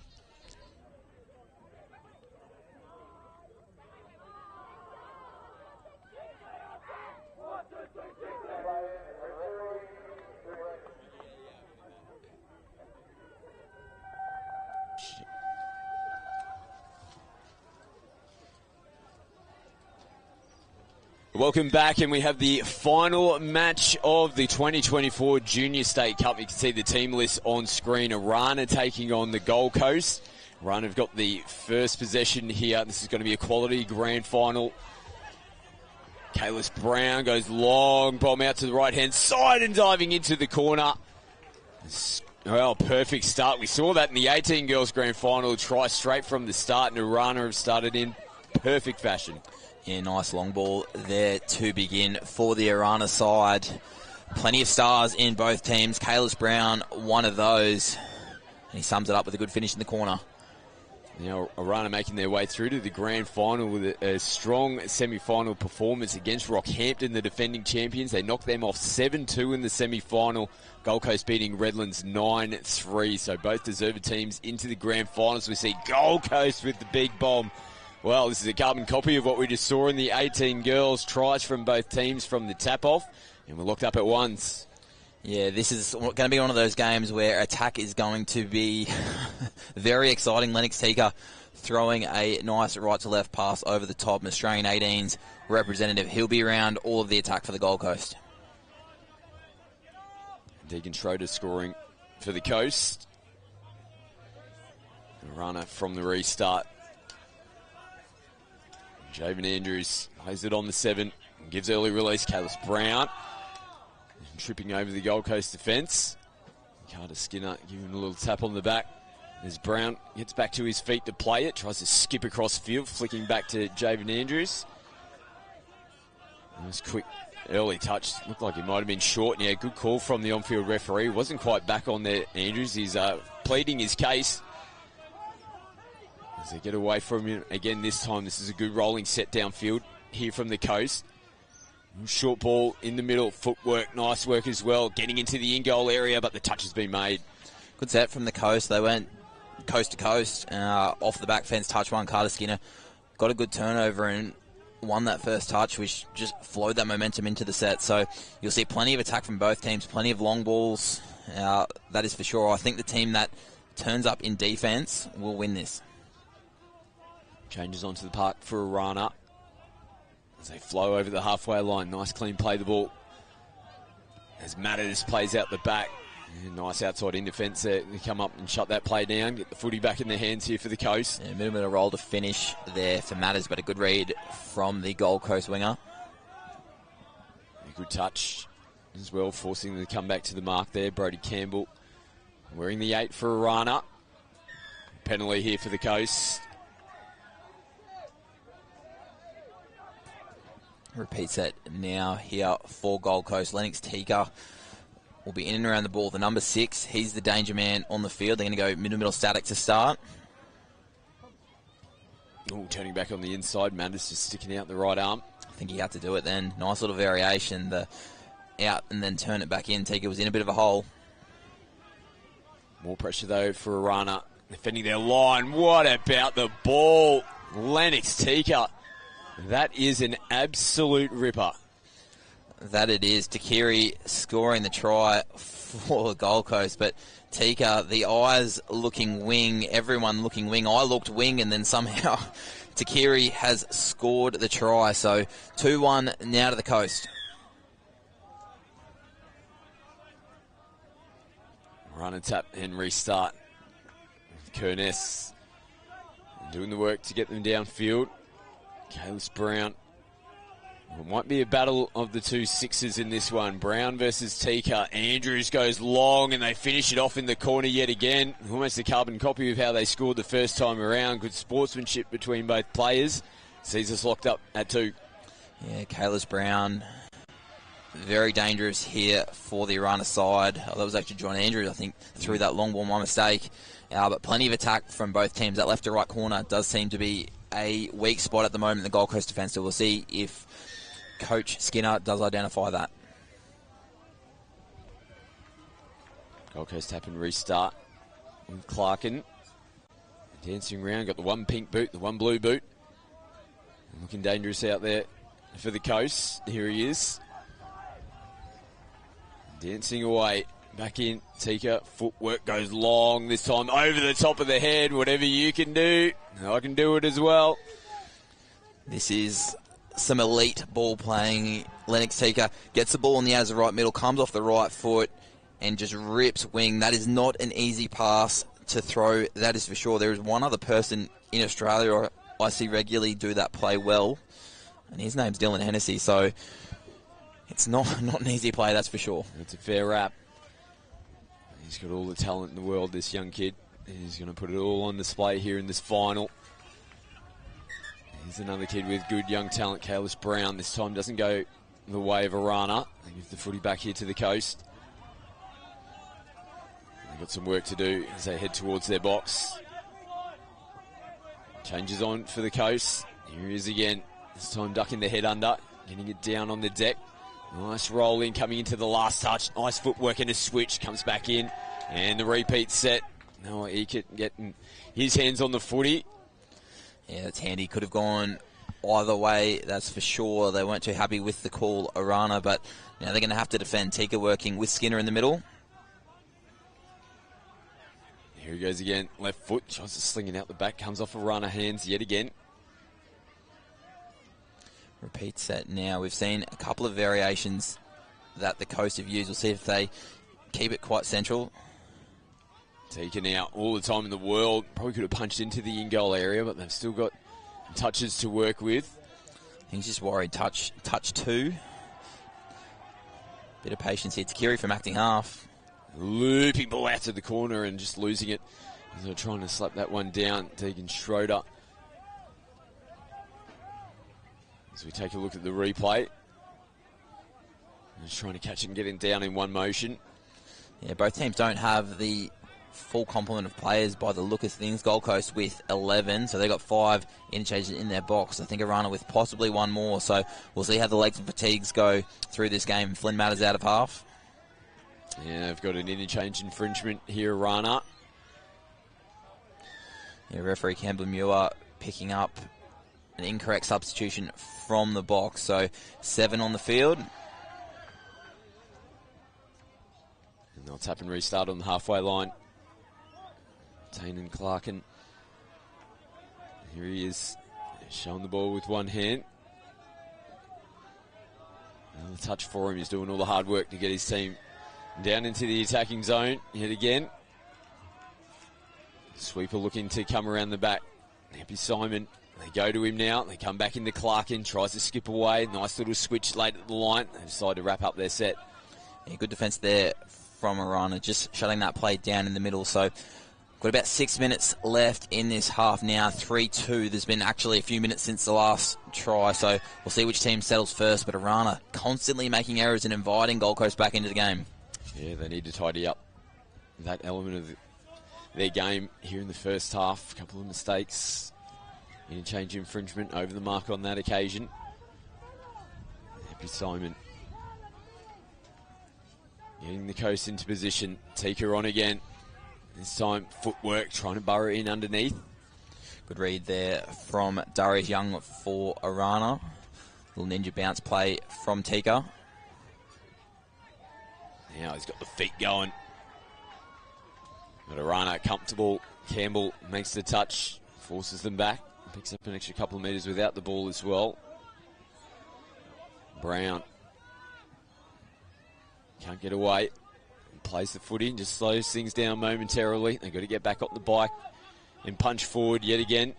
And Matters now was looking to be popped out, and they've got all their players on the right, and they've got nothing available. As I say that, they almost create some space down that right-hand side of the field. Just didn't quite flow out of the box all that cleanly there, Arana. They'll camp down one side.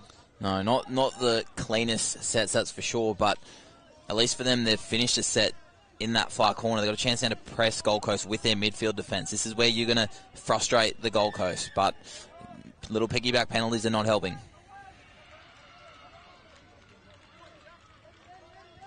So the Coast now will just roll themselves downfield yet again.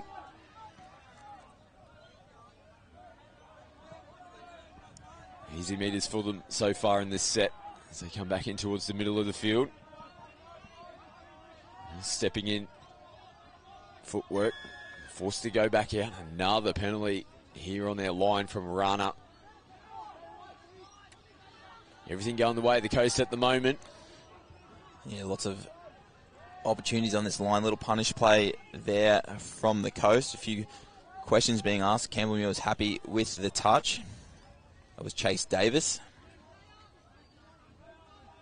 Clarkin sends it back across. Nice footwork getting away from one. Oh, huge bomb out to the left-hand side. Little throwback over the top. Good scramble defence from Arana. There's still touches to come. Here for the Gold Coast.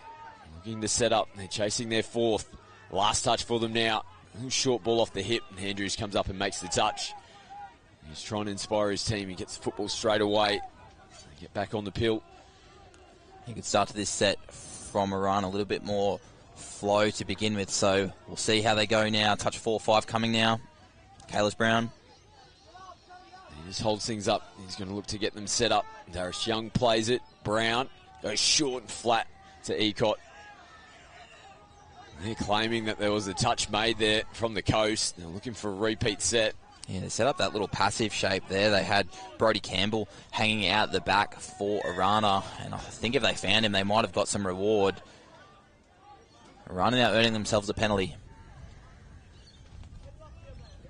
It'll be a big set of 6 for them, looking to level up the scoring coming into the halftime break. They'll get their players in position as they scream up and make the touch there. Carter on Matters. Now Matters receives it back, pulls it back up again. John Eacott plays it. Matters has a look, goes long, well comfortable. In the end, they turn the footy over. Not much doing there for Arana. Yeah, they had that one under control, didn't really bring that far edge up. Matters was a little bit static into the roll ball. They used Kalis Brown as a decoy. I don't mind that change up, but just what likes a little bit more flow before pulling the trigger on that strike dump. Good meters getting away from the first defender of Kalis Brown. They straighten up and go in between Matters and Brown again. They're rolling in nicely here at the coast. On the back foot, Arana. Can they hold out? They look a little bit short in defence. And Andrews having to slap that ball down. Yeah, there'll be an offside penalty, I imagine. Play on was a call from Muir, and it was good urgency out of the box. Atticus Watts-Luke for the Gold Coast really got the momentum before that strike dump. Good contact from Andrews. Oh, done. Did he get that down cleanly? It was right in front of Campbell Muir. He hasn't blown this yet. He's having a bit of a look at it now. He's happy that the ball was down. Very, very close. Almost slipping out of the hands there for the coast. Yeah, there are a few questions being asked. Clark and the man getting the ball on the out. And yep, it was in front of Campbell. It's hard to see those ones. You just see the ball bounce up. You naturally think that it's been dropped. But it is pretty dusty and dirty down there. And I like Campbell. He went down and had a look to see if there was the imprint in the dirt. And I reckon he got the confirmation he needed. Yeah, check the spot there. Well done from our officials. 4-2 now for the Coast. So 30 seconds here to defend. Arana would really like a strike back before half-time. Andrews pumps to go long, but he goes short. And that's the hit back that they were looking for. Darius Young scores. And that just keeps them within distance here. They're down by 1. Yeah, 4-3. That should just about do us before half-time. And Andrews looks long, plays short. It's nice ball playing there from Javon. Just what the doctor ordered for Arana right before the break. Gold Coast are going to have one last chance. Tika knows it, just picks up and goes. Finds Heppy Simon the last pass. It was probably late. Referees are happy for both teams to head to the sideline. And another close contest here. This time in the 18 boys grand final. Only the one try separating these two teams. The Gold Coast going to the break with the lead. They're up 4-3 over Arana. My family's been here forever. I belong here to Quandamooka country. Our people are the Nunakul, Nugi and Gurrumpul. People across the Redlands coast say Yura, which is hello, welcome. You're honouring the local language, the Jandai language, and giving a sense of, I know this place is important and I'm going to take care of it. All across the Redlands coast, we've got these magical places. They're places where you can take your shoes off, feel the earth, Mother Earth, and make your own connection to that place. It's about being in the moment and the environment that you're in at that point in time. There's got to be a beach for everybody. There's got to be a place for everybody. There's so many different places to explore, so many different coastlines to get to know better. Right on Brisbane's doorstep, you get to enjoy this beautiful coastline.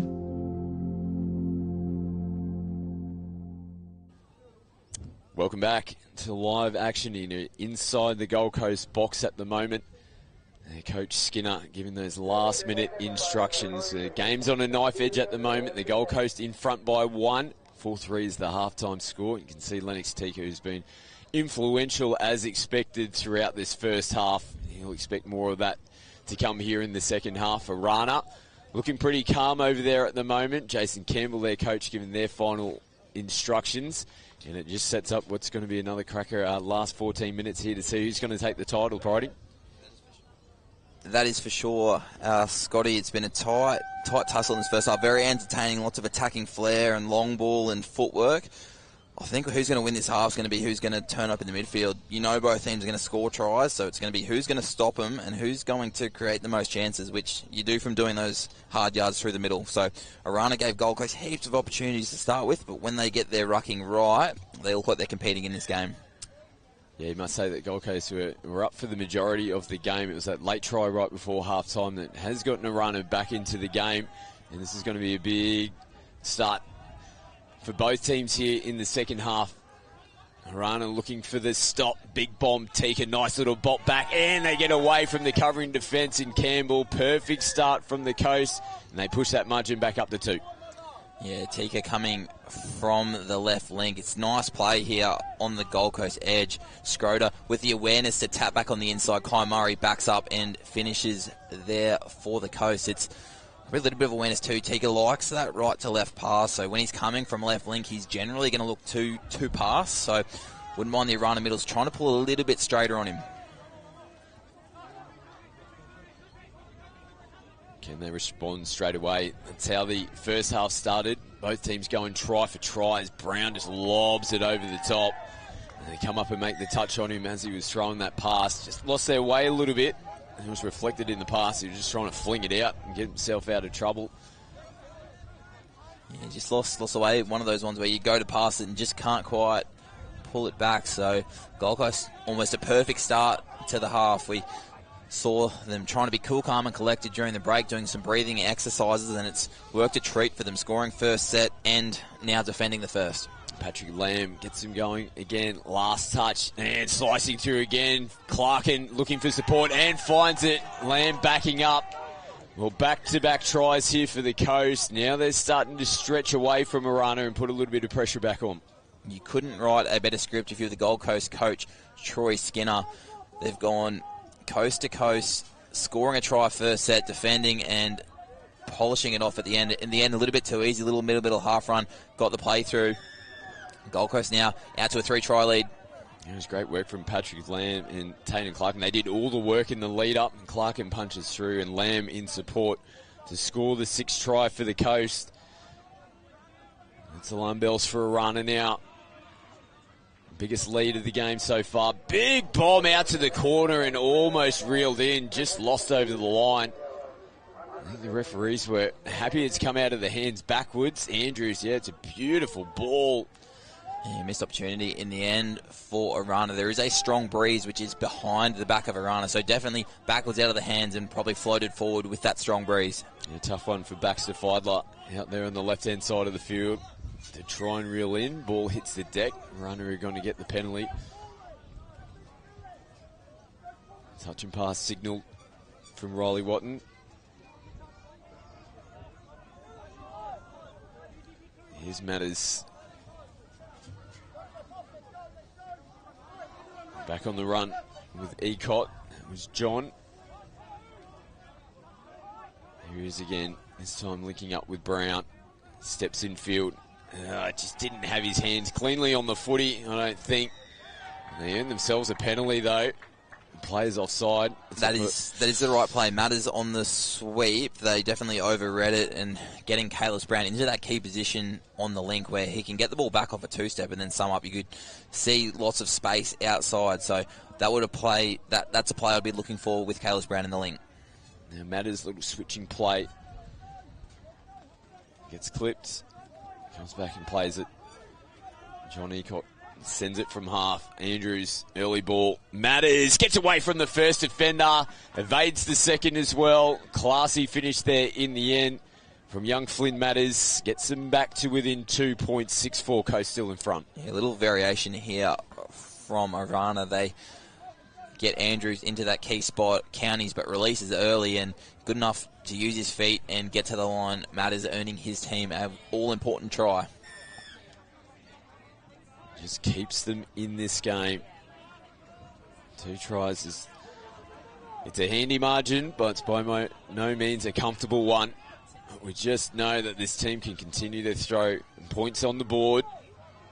Stopping tries is going to be important. Tika thought he had another one there. Comes back out. Look passive out the back here. Goes the short ball. Clarkin punching through the hole. Not a bad option where you can play out the back or have that short runner punching through. Rana down the sideline, over their 10 metre. Andrews gets him towards the halfway line now. The try scorer matters, straight and hard. Brown picks up, we know he's got wheels. He gets past the first line of defence, and away, Ecott. The touch is made, that's a massive touch. The boys have got plenty to say about it as well. Chase Davids. Yeah, it's a good touch, although they weren't rewarded on the scoreboard there, Rana. That's that power game out of the box. We saw that in the girls. Got Brisbane Mustangs back in. I think that'll be the blueprint for Arana. It's good to see Matters finding the ever-dangerous Kalis Brown. There's Happy Simon down the sideline. Davis, man with the big touch. They're looking for that sneaky play, the coast. Smart work from Tika to get it down on the deck. And Skinner punches them forward. Against the grain, right foot dummy into the in-goal. Players looking to work themselves off the ball. They will pass just a little bit too late, and they got there in cover defence to make the touch regardless.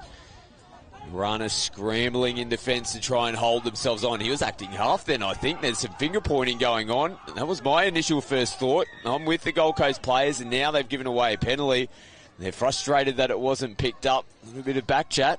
Yeah, back chat. Big opportunity now for Rana.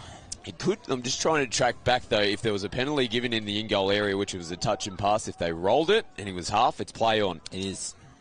So it can throw you off because you don't see the acting half get caught in position too many times. Any other time in the field, it is a turnover, but I think the referee's made the right call there.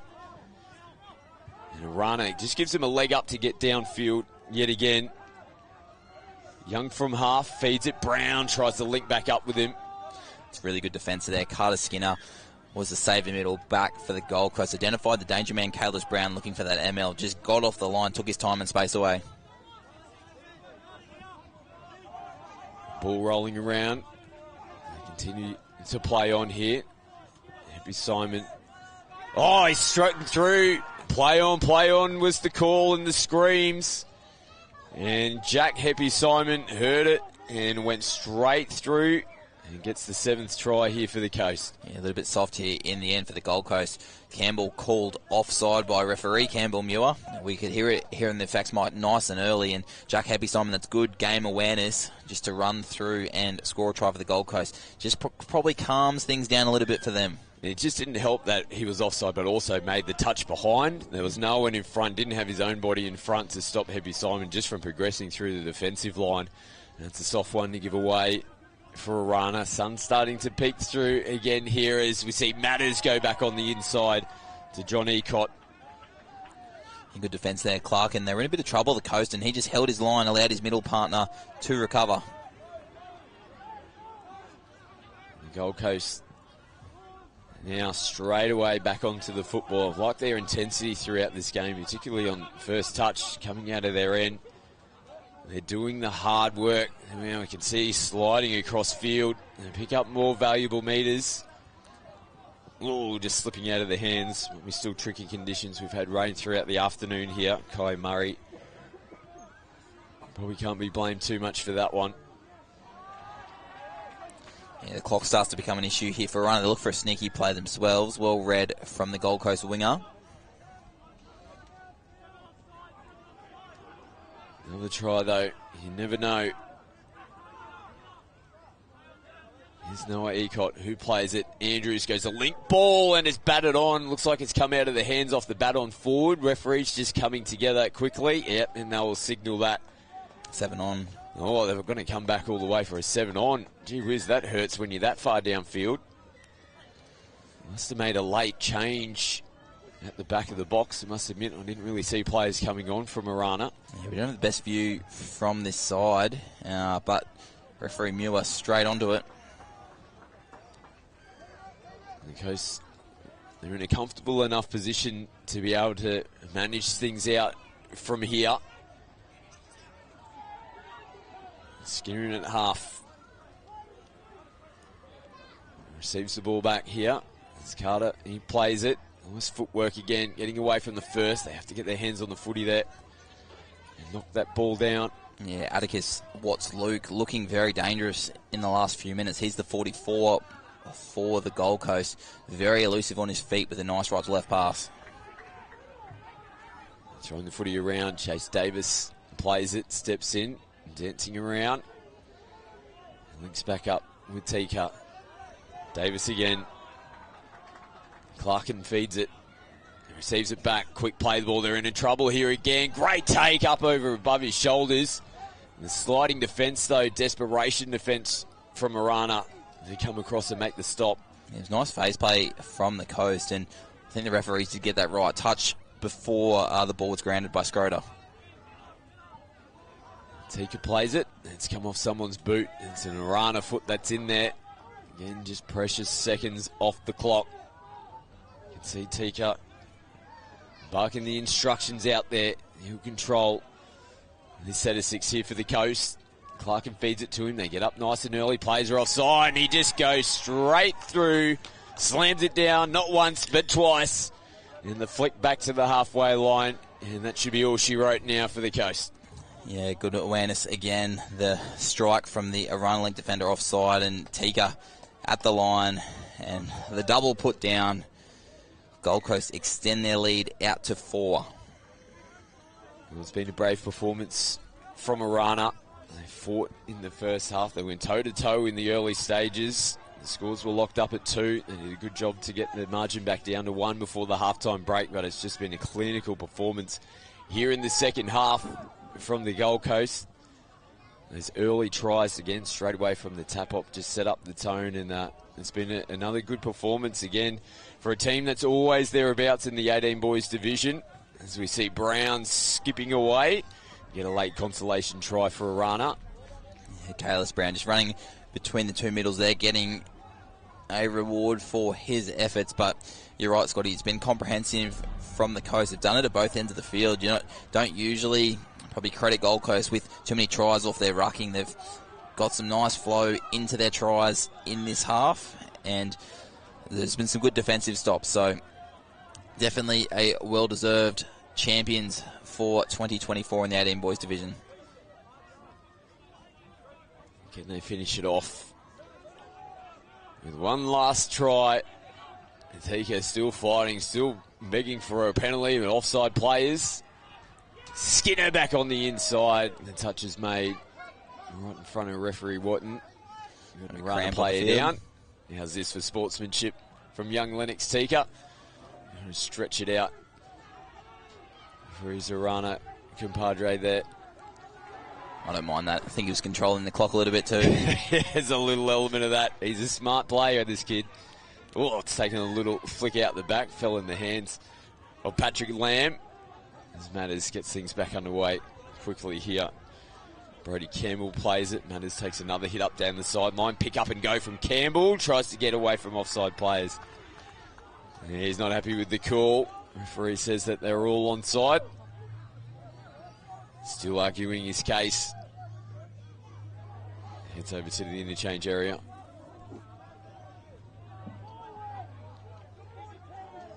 Here's Lamb. Epi Simon.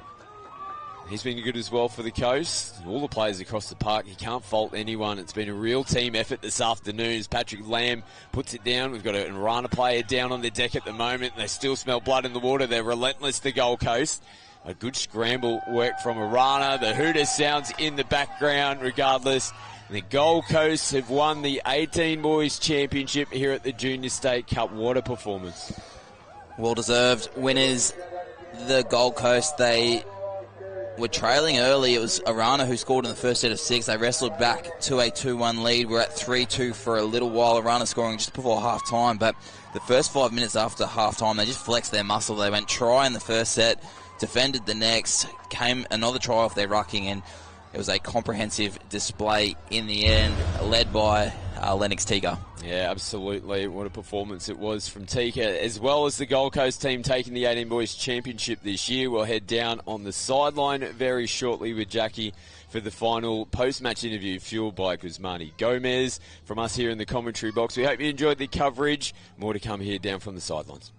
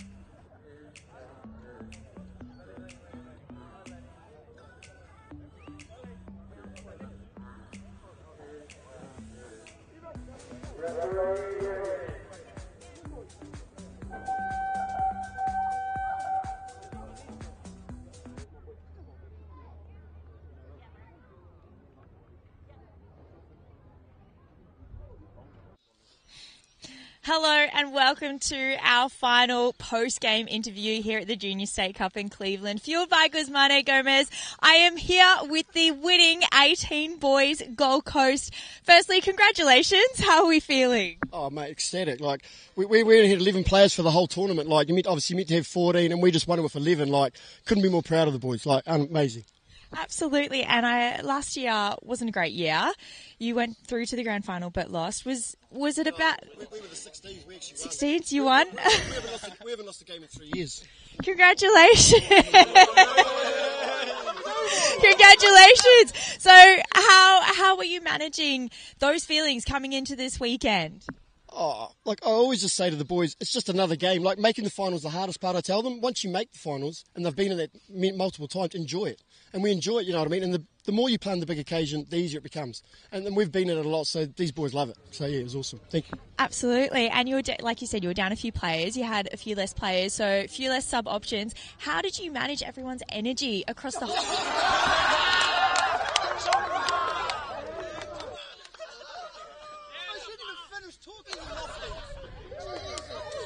So the team's already started celebrating. On that note, I think we should wrap up.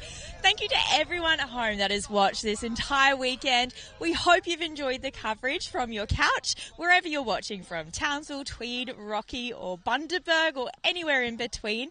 It's been a fantastic weekend here in Cleveland for the very first time. Thank you to Redlands Council for helping put this event on and for hosting us. It's been a record amount of teams. We've had 260 here competing. We've had a record number of referees, 292, and those record teams have come from 29 affiliates, so thank you to all of the affiliates for entering and coming along. Thank you for all of the referees who have worked so hard this weekend. Thank you to the coaches, the officials, the volunteers, to the parents, the guardians, the family, the friends, the sponsors and supporters, and everyone who has helped get every single player here this weekend. I know some have had to travel further than others, and thank you to getting everyone to training all throughout the year. It wouldn't be possible without people like you. We are going to be in Rockhampton next year for the Junior State Cup, so we will see you then.